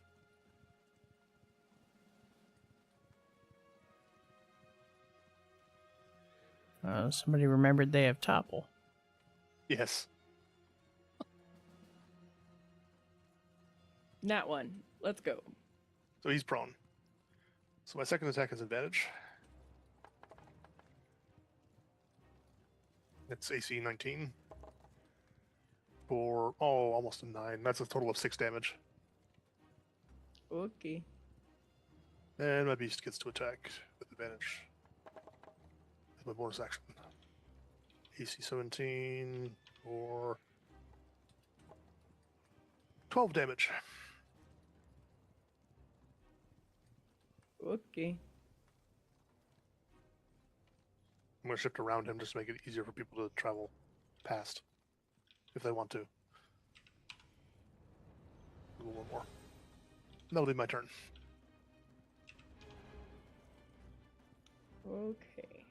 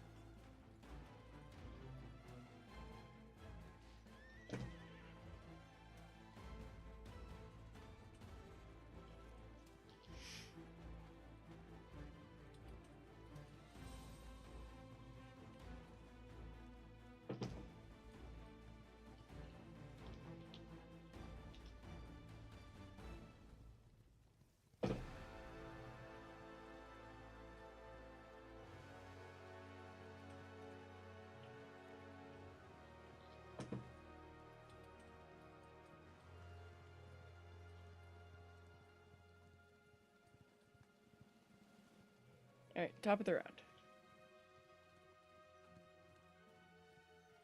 All right, she comes bursting out of the tower and just starts wailing on the guy right below her.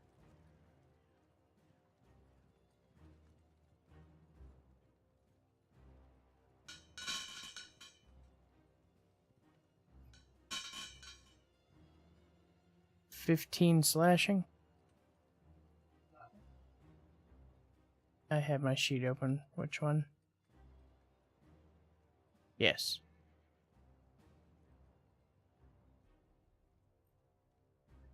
Second attack.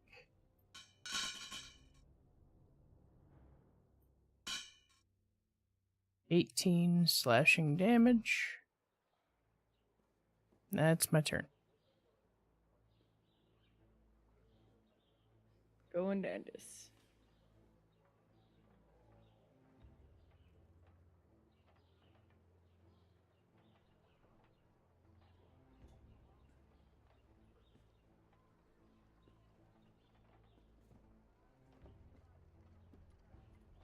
I guess we definitely gotta actually engage here now. So the darkness means I have disadvantage, right? Yeah, it's not actually darkness. It's Shadow heavily and Light. obscured, yeah. Yeah, It's the same thing. I'm heavily obscured, but like if even standing in it, if you were to attack the guy on the ground, he gets no benefit from it. Yeah.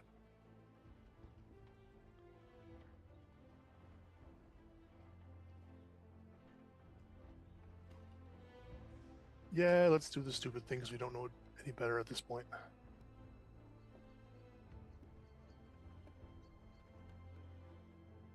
Except I'm feeling pretty lucky. I'm going to spend a luck point.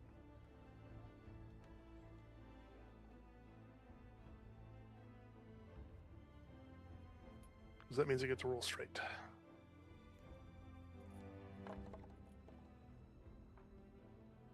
And you roll me a 2, you bastard.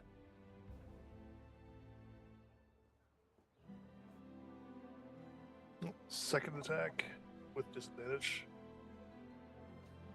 AC 13. No. And my beast.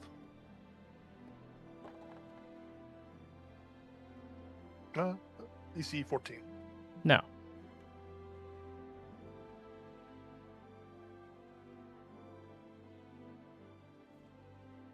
And that's my turn.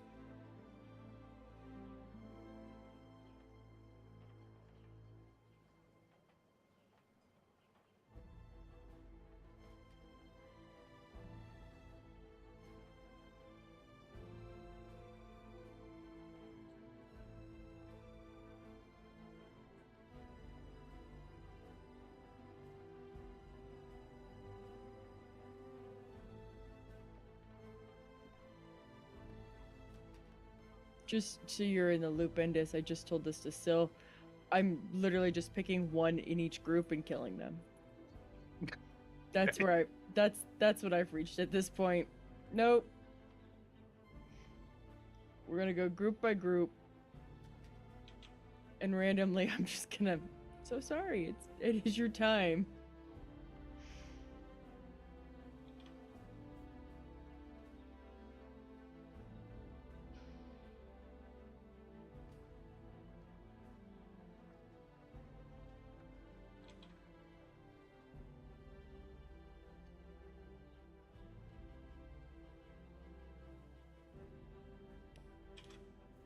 I just imagine an entire battlefield of Wilhelm screams.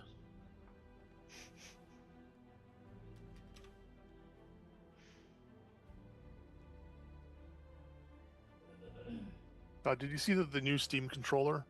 They actually put in a function where if you drop it and it hits the ground, it lets out a Wilhelm scream. That's actually kind of funny. I did not hear that.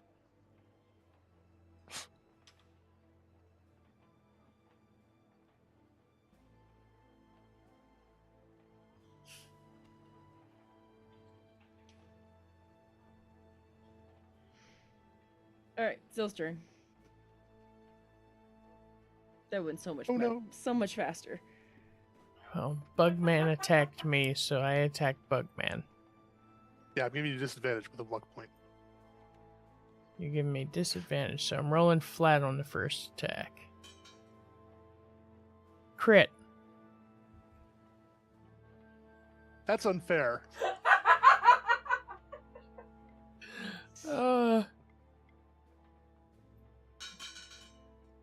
29 slashing.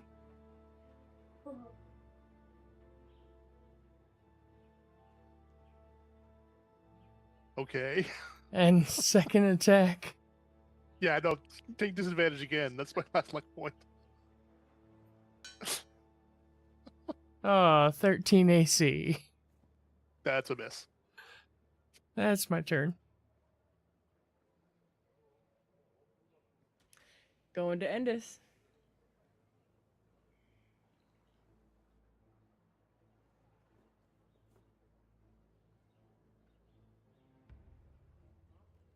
No, we're going up the wall again.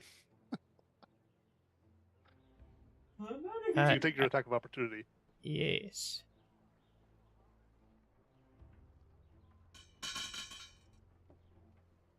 $23. Yep. I have a really fucking good AC with triple accuracy. 11.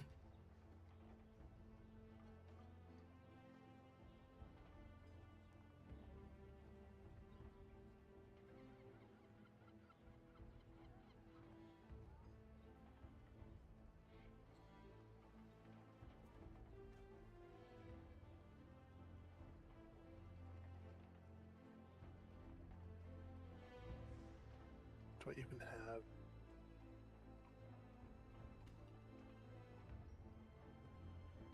I have nothing that doesn't fuck over my people worse than you.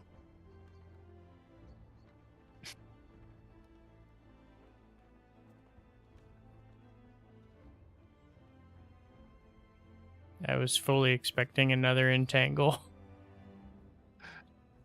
But 20-foot square, I would end up blocking off a huge chunk of the people trying to come through.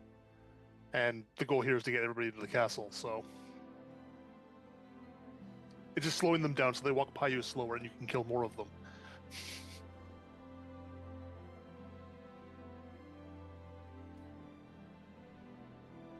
Now I'm going to put my shield away and my staff and start to get out my bow, but I can't do that all in one turn.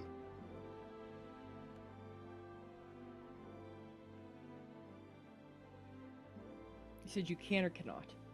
I cannot, so I can like unlimber my shield and start to put away my staff, and like next turn I can pull the bow out and start shooting. But not this turn. Copy that.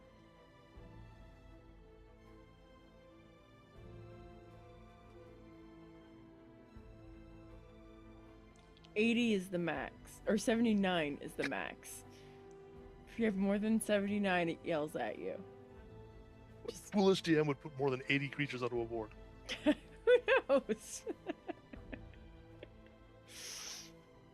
Oh.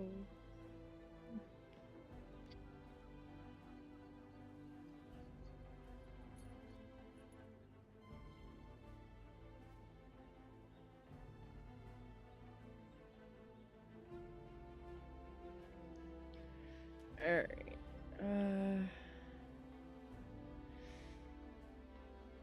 This guy is attacking Syl. That's fine.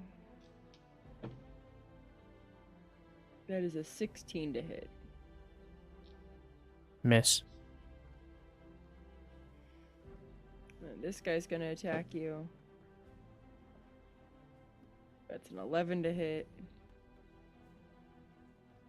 And this guy's gonna attack you. That's a 2. If they are walking past you or moving past you and move through your aura, does it affect them at all? No. Okay, just checking.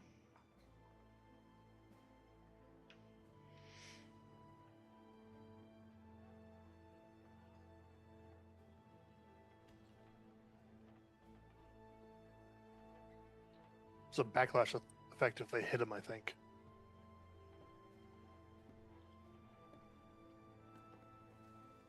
Don't know. Yeah.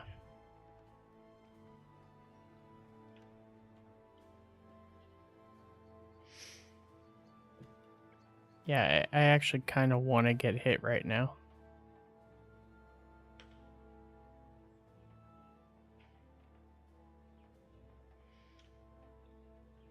I'm at 1/3 of my health, so I don't want to get hit anymore. Alright, let's go through and see who does not make the cut. Yeah, right now, if you were to melee hit me, I could potentially kill you just in retaliatory damage.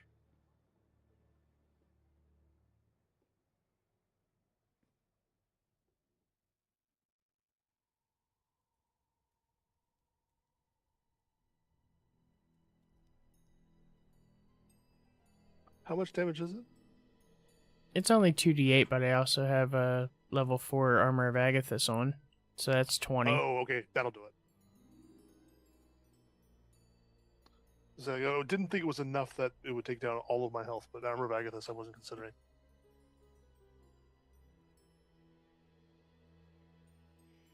Alright, top of the round.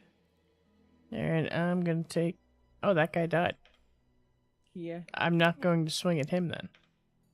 I'm going to shift into the middle of this pack, people. And the one to my south, I'm going to attack.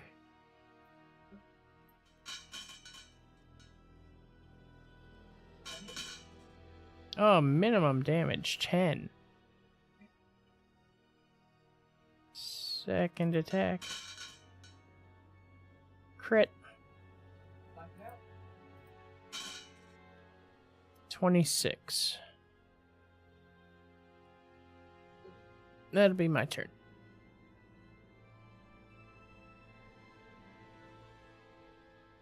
Going to Endus. Yeah, I'm getting the bow out and starting to shoot.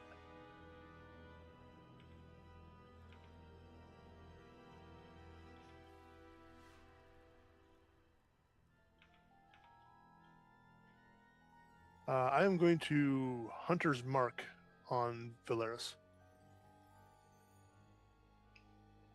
which doesn't give me any advantage to hit them, but it will hopefully make the hits hurt more. I free cast that. There we go. So first attack. Oh, I forgot to do disadvantage, but my first roll was a 3. Second attack. AC 17. Miss. I think.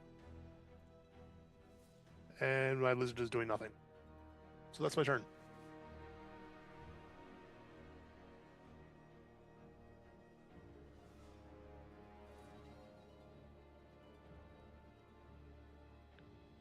That's going to be me taking pot shots at on the unhittable blood of darkness while it kills everybody who's trying to invade the castle.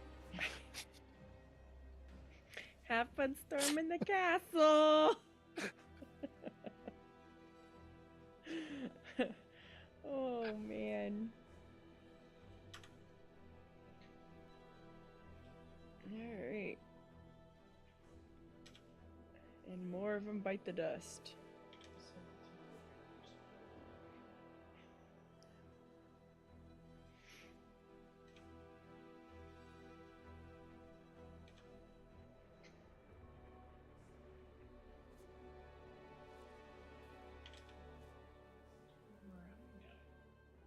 Oh yeah, it looks that way.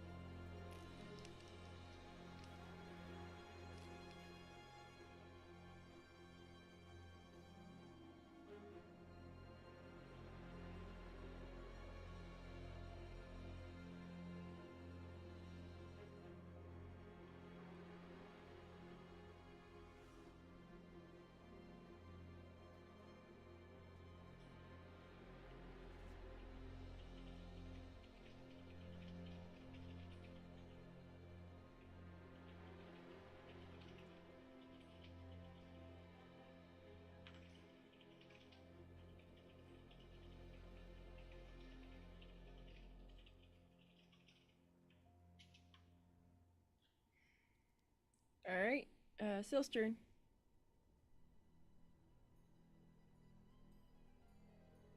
Alright, I'm going to attack the guy to my right then.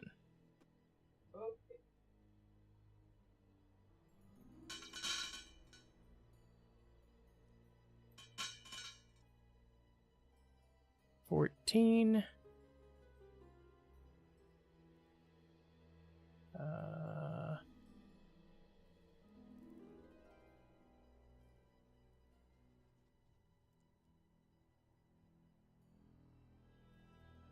I'm actually going to come down here so those two can take opportunity attacks if they would like.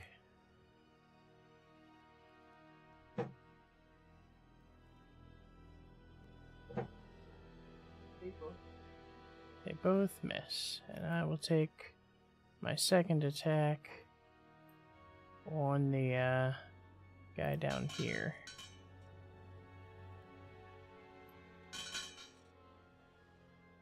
$18 slashing on him. That'll be my turn. Okay. Going to end this.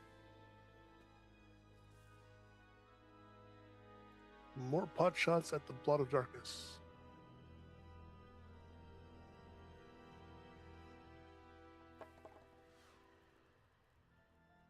AC 19. Yeah, that's a hit. Hooray. 8 damage straight. Plus 2 more from Hunter's Mark. And second attack. AC 21. Or a measly 5 base damage. And 5 from Hunter's Mark.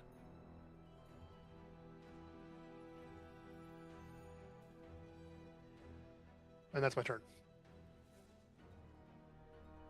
That pops my armor of Agathis.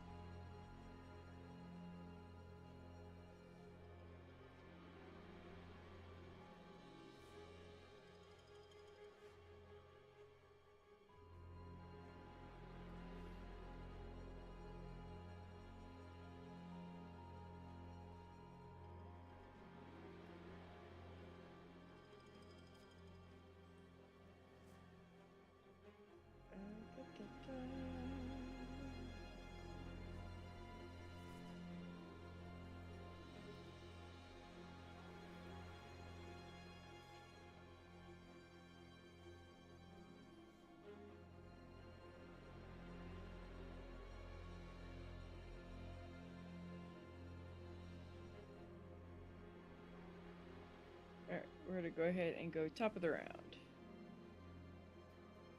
I'll attack the guy to my right.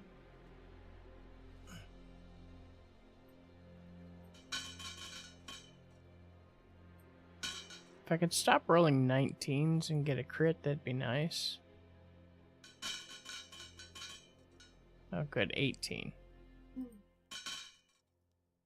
So, total of 30 damage to him.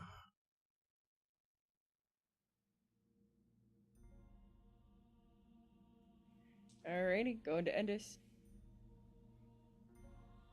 Hot shots at the crazy lady. That's you.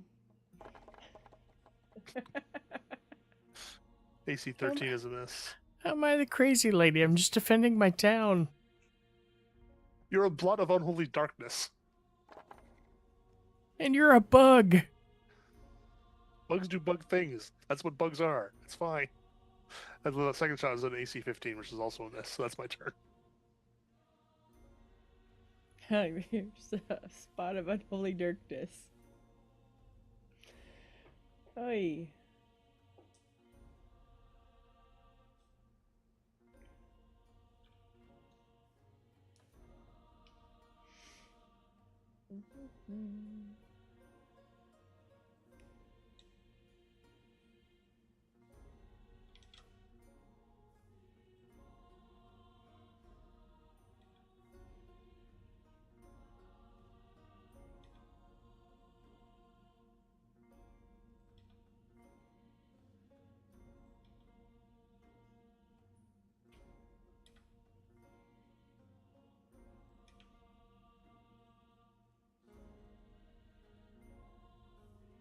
Alright, top of the round.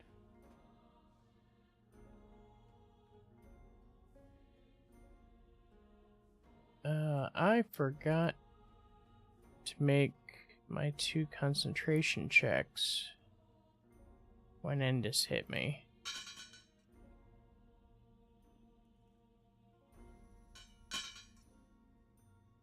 But they're good. So I'm going to attack the guy to my right again.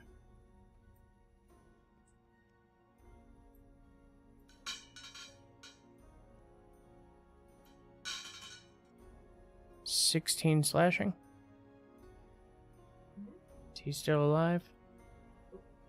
He's not alive. I will attack another target that is nearby me with a crit for 25. That's my turn. Alright, going to Endus. Really should have taken Mage Slayer. AC 13 is a miss. And I'm rolling completely mid, AC 15 again. That's it.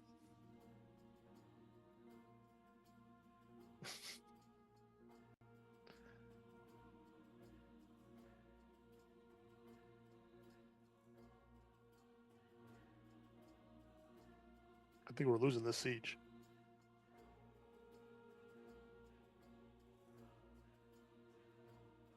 Oh god, everybody around the south end is dead pretty much.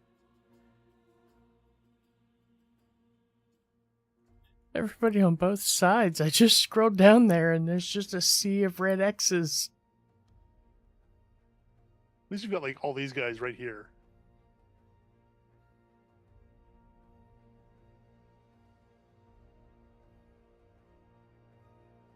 I'm literally like, I go through each group and I'm like, oh look, they still have someone alive. I'll kill someone. It's fine. I mean, we're going into round 20. At this point, there should be a lot more casualties. Alright, we're going top of the round.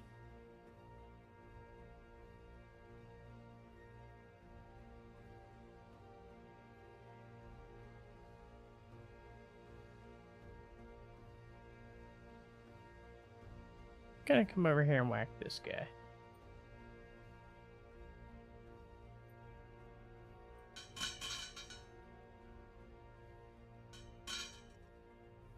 $17 slashing.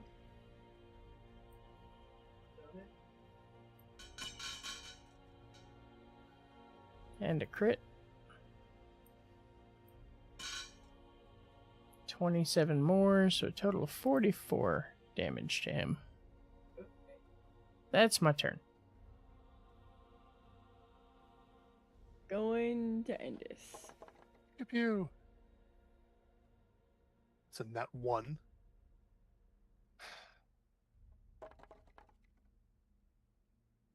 You know, I get good rolls and then there's also the 6, so that's also a miss.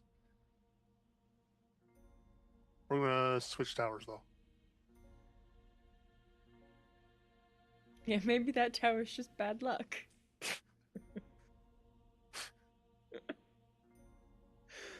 Oh man. Is there anything else you can do? No, not really. Okay. I'm exhausted.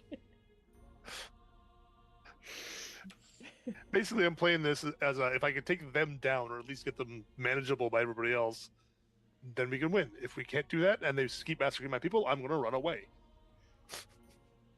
Flee! So I'm pretty sure I'm faster. You're not wrong.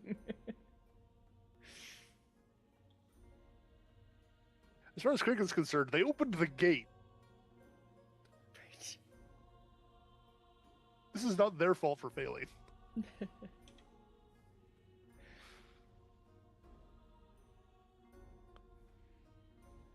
Alright, top of the round.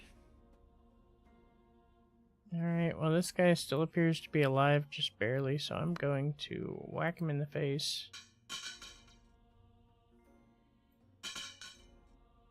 17 slashing. Okay.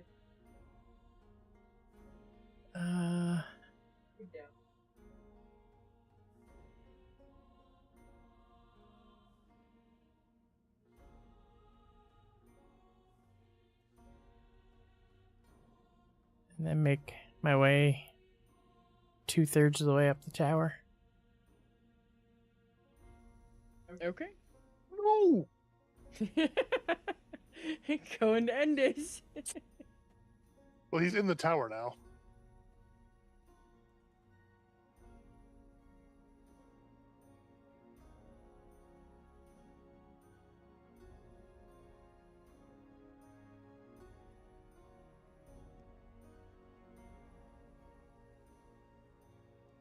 Debating options. I'm gonna switch towers again.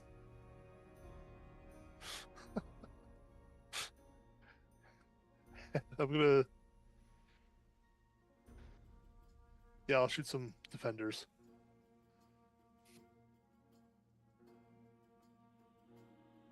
Wait, straight shots. I don't disadvantage. AC 24 on that guy. Oh yeah. For 7 damage. And AC 18 for 11 damage. On Okay. that one there. Got it. That's my turn. Okie dokie.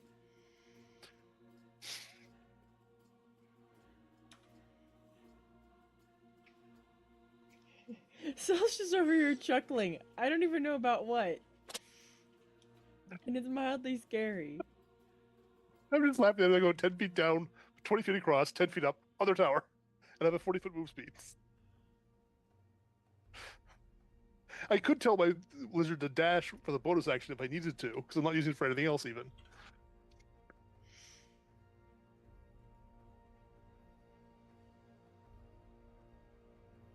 Alright. Top of the round.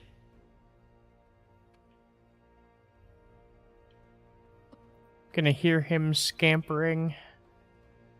And when I hear him I haven't scamper, been rolling stealth checks, so yeah, I'm pretty loud. I'm coming back out and I'm just gonna shoot him with an Eldritch Blast.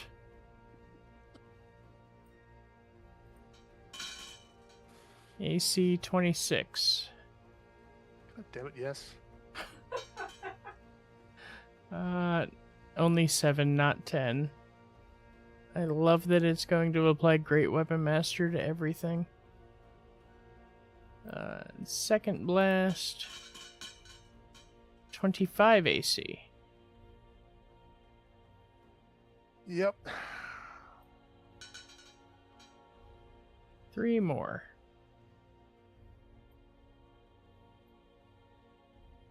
And that'll be it for me. Constant triple advantage is insane. Wait, how long does that last? A minute, but I have no clue what round I cast it in, because when I cast it, it showed round 1 in the middle of the fight. That's what I'm looking over, like round 22. How long does that last?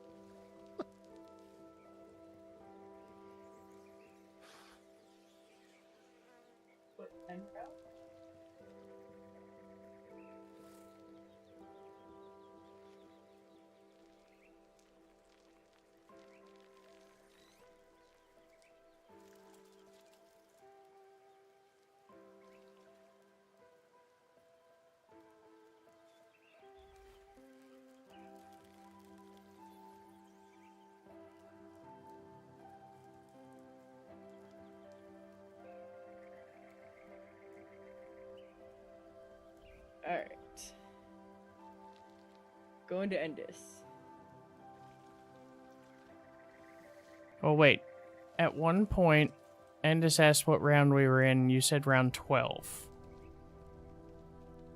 Was that before or after I had Moyle up?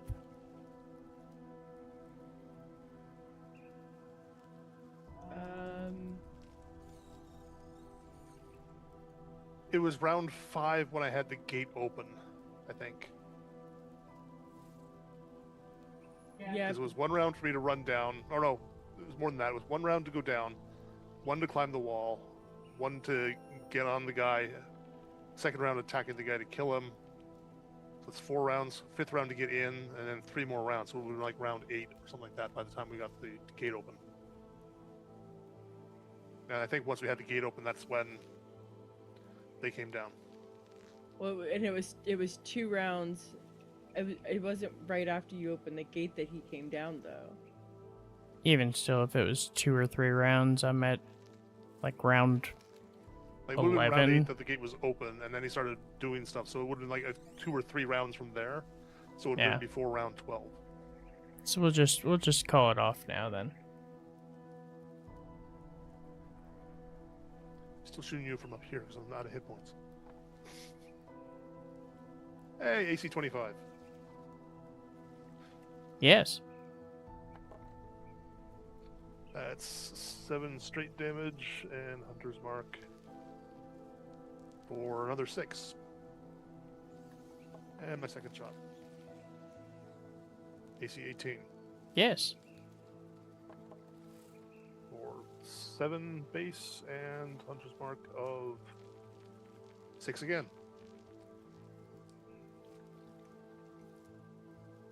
And that's my turn. Owie. I don't like that. Not so bad when I don't have to roll disadvantage on every shot, while you get triple advantage on me.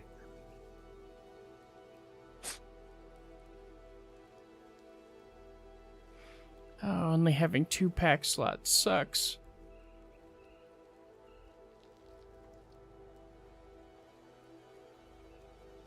If I had 3rd level spells, you would have had a Shadow Panther pounce on you, so...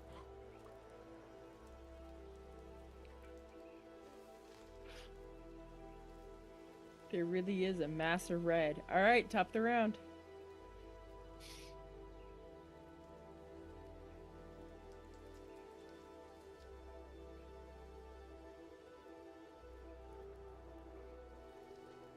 I'm in the base of the tower. Probably about 5 feet up.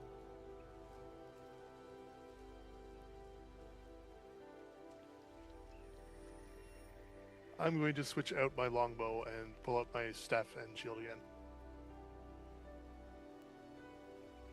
And that is going to basically take up my turn.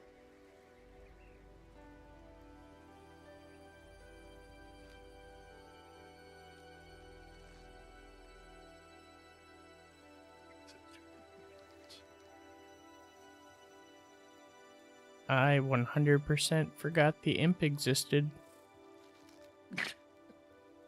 I haven't forgotten my sprite, but my sprites had nothing useful to do. I suppose I could have been taking pot shots at you with that.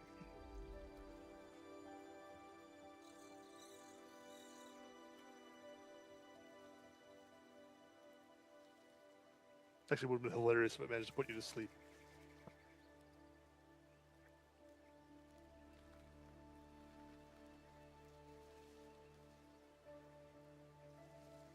Removing dead people from the combat tracker.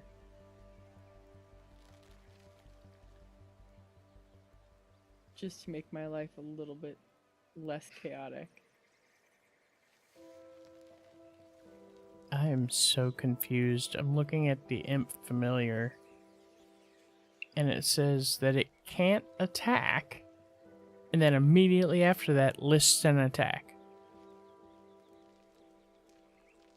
It can't attack normal on its own, but it's for when the warlock that can do the pet stuff chain locks. They can use, I think, a bonus action to make it do an attack, so that's there for that option. It's the same thing with my beast. It doesn't attack on its own unless I give it an order to.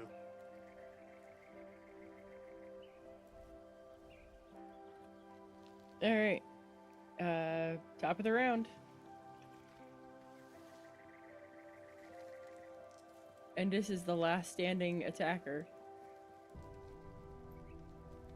Alright, I'm going to, since you said it's 40 feet tall, I'm going to make my way up, but I am still in the stairwell.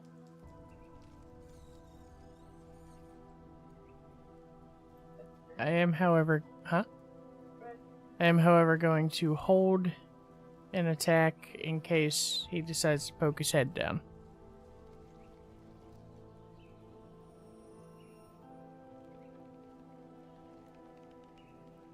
Going to end this. Do you decide to poke your head down?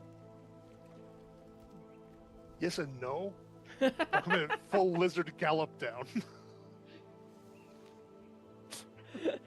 Charge! Okay.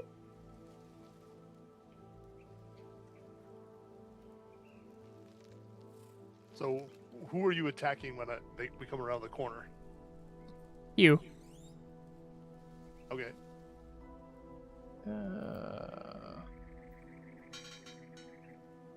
20 to hit.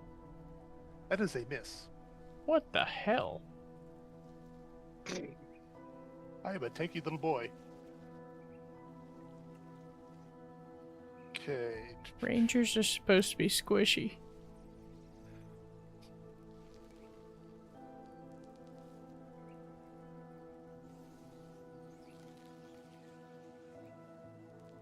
Need to charge up my shillelagh with my bonus action. On the wrong page. Going to smack you once with the shillelagh. Hey, AC 27. For 14 bludgeoning damage, and I need a Constitution saving throw.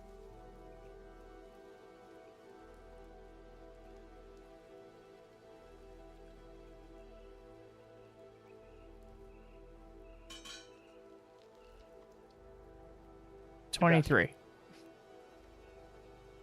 And my beast is going to attack with, as I sacrifice my other attack for that. That is AC 22.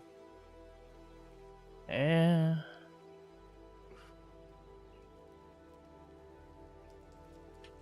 For a total of 10 piercing damage.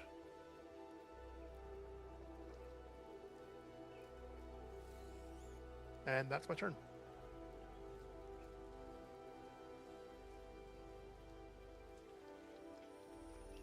Going to Syl.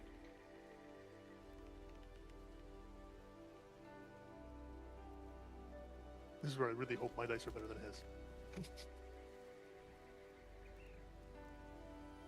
Yeah, I guess we're in a slugging match now because I have literally nothing that I can do.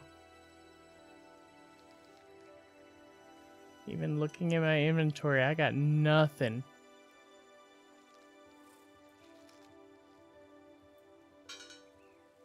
Oh, hey, look, 11 to hit. How about 22 to hit? Barely, yes. 15 slashing damage. I'm in danger. And that's my turn.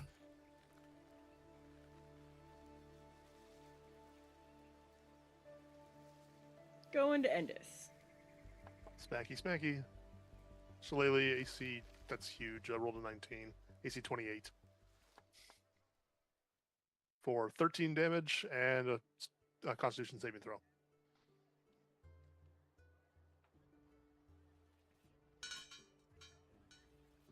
Damn it. 20. Hit you again.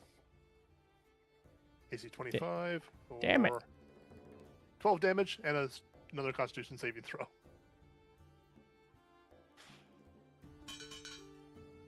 $18.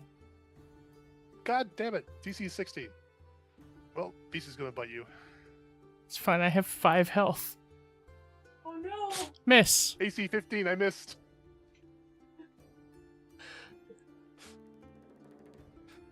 You need to miss twice. Going to Syl. 23 to hit. That's a hit. I have 9 health, so. Max damage 20. And cricket drops. Uh, Oh no! Cricket down! Wait, let me just double check one thing about my primal companion.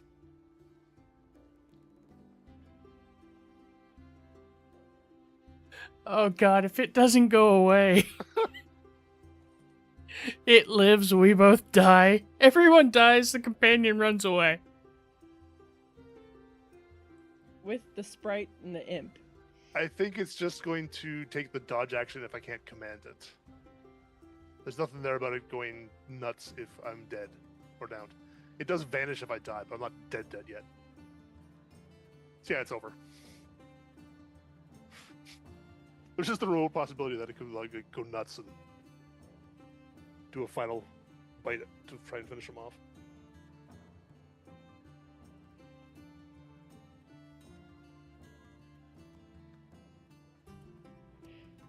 All that work and it ended with a battle in a tower.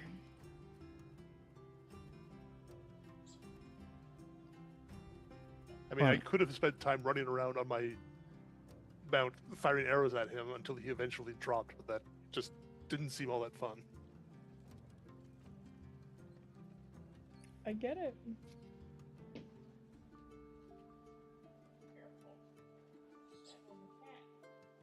You don't sit on the cat, no.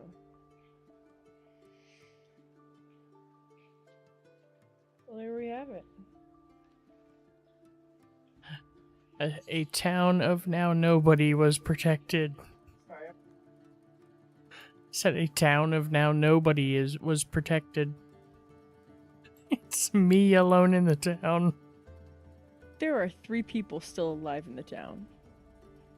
I stopped killing people when there were no more attackers to kill them.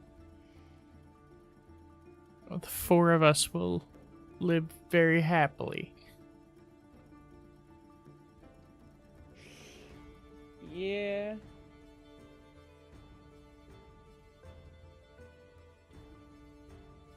Wait. Though I do believe I was just promoted from Shadow Captain to Lord.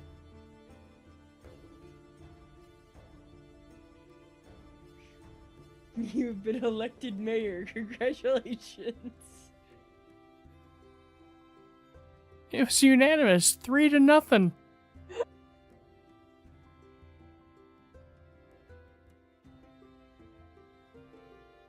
Yeah, who's going to avenge the guy who just massacred a whole bunch of people at the front gate?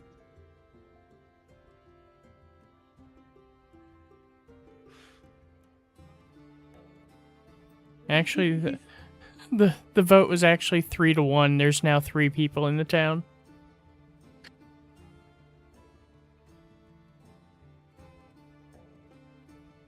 You'll forever be known as the savior of Loganshire. But there's only 3 people to tell your story. Oh, goodness.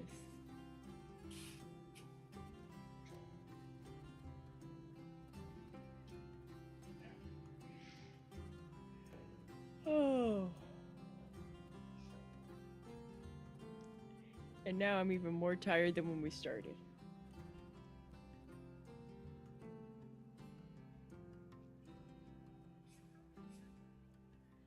Oh, goodness. That was fun.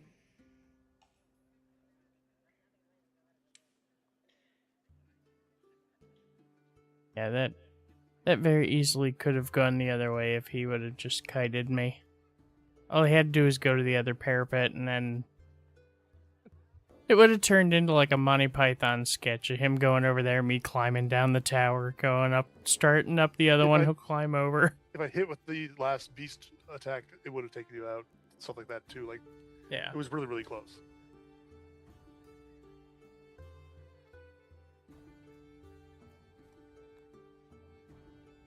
But yeah, AC 21 on a ranger, and all I did was I added a magical shield, or +1 shield.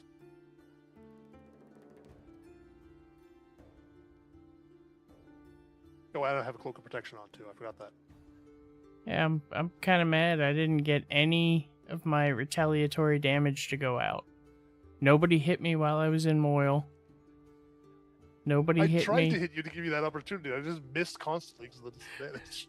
And nobody hit me with, well, you hit me from range when I had Armor of Agathis on. So that didn't do anything. Yeah. Yeah, I was trying to not metagame that because like he wouldn't know, but then like you hit him for massive damage. He's like, okay, fuck that.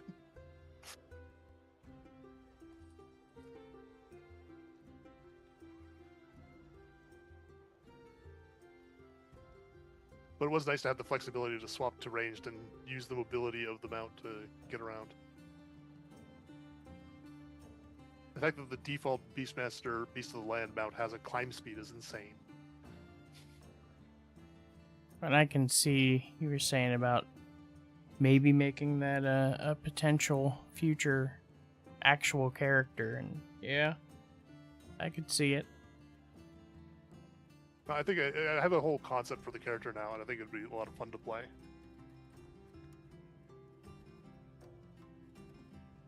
But it's going to be a while before my game's done anyway. I think it'd be Sure. funny to see townsfolk go running as a giant praying mantis enters the town. Giant, he's 3'2". Yeah, on a lizard. Yeah, giant for a praying mantis that should be like, I don't know, 3 inches?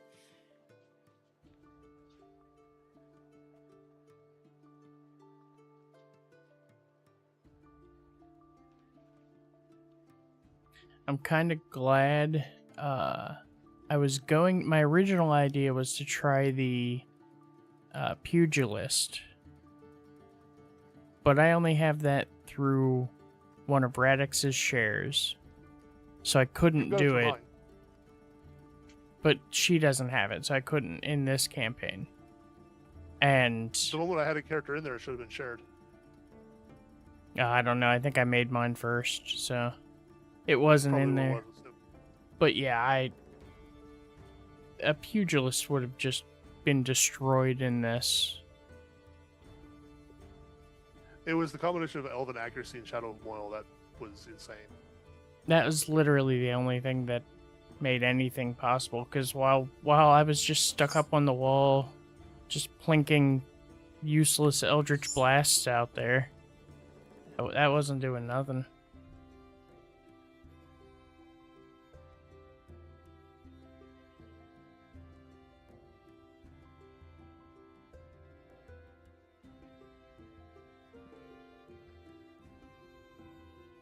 If I hadn't rolled crazy stats, I wouldn't have had the massive ace or the massive dexterity that I have on this character, because it was not something I was building for until I realized I had 217s to work with.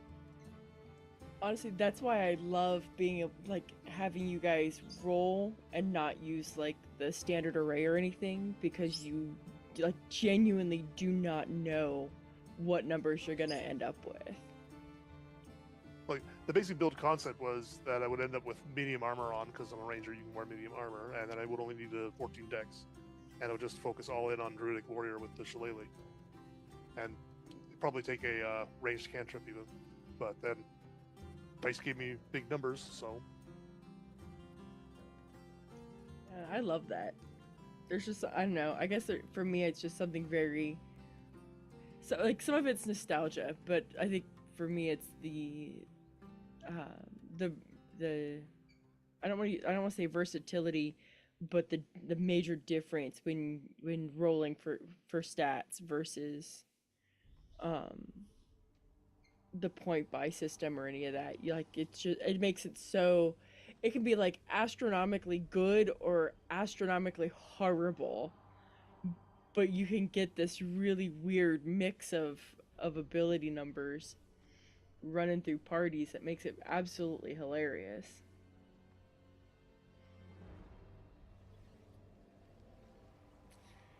It's good. it also depends a bit on how much people are optimizing compared to other people. Because if you've got somebody who's rolling like stupidly good stats and just thinks it's funny to be a wizard with a high strength, that's kind of funny.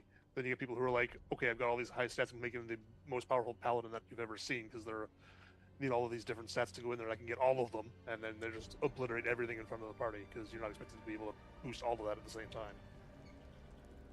Yeah. Or a bard. Because that's Bard's just the same weird. thing, yeah. Yeah. Yeah, and I guess that's the plus side, I think, with our team is that, to the best of my knowledge, we are all pretty like these are really good numbers, but I'm not gonna be an absolute idiot with it. Yeah, I decided before I even rolled the dice that I was going to be doing the Beastmaster thing, so then it was just how is this going to affect how I make the choices for it, rather than me choosing a multi-attribute dependent option, which only works if you get a whole bunch of high stats. Right.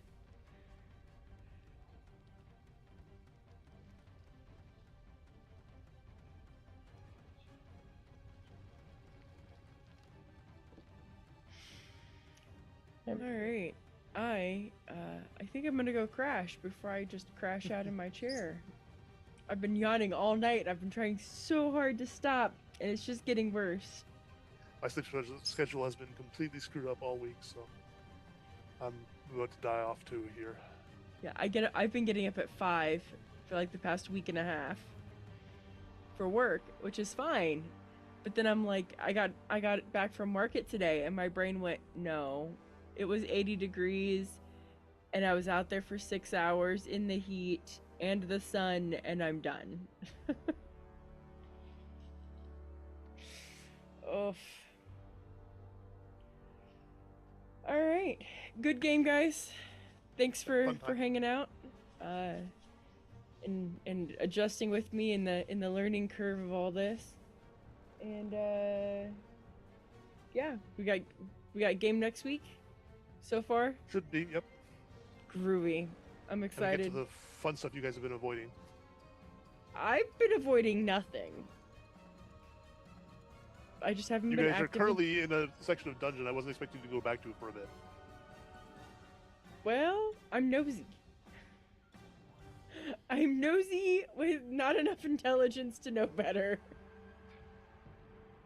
No, it's fine. You didn't really have a reason to go back there, but I was planning to have a reason to go back there if you thought about it, so this is actually going to work out really interestingly, I think.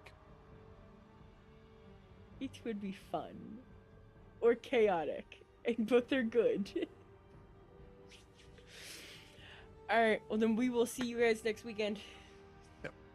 Alright, See you guys see ya. next week. See ya.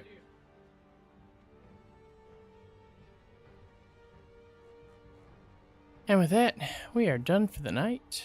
That was interesting. I kind of feel like I was given the win there at the end. So he could have dragged that out and kited me for a bit and definitely won because I had nothing at ranged. Eldritch Blast with no modifiers is just, yeah, it's just a little pea shooter. But so yeah, he kind of gave it to me a little bit there at the end, but I'll take it. Yeah, so I will be back on Tuesday, 9 o'clock for raid. Thursday, 9 o'clock for raid. And next Saturday we'll be back here at 8, all those times Eastern. So I'll see you Tuesday, and until then, as always, thanks for coming, thanks for hanging out, and have a great night.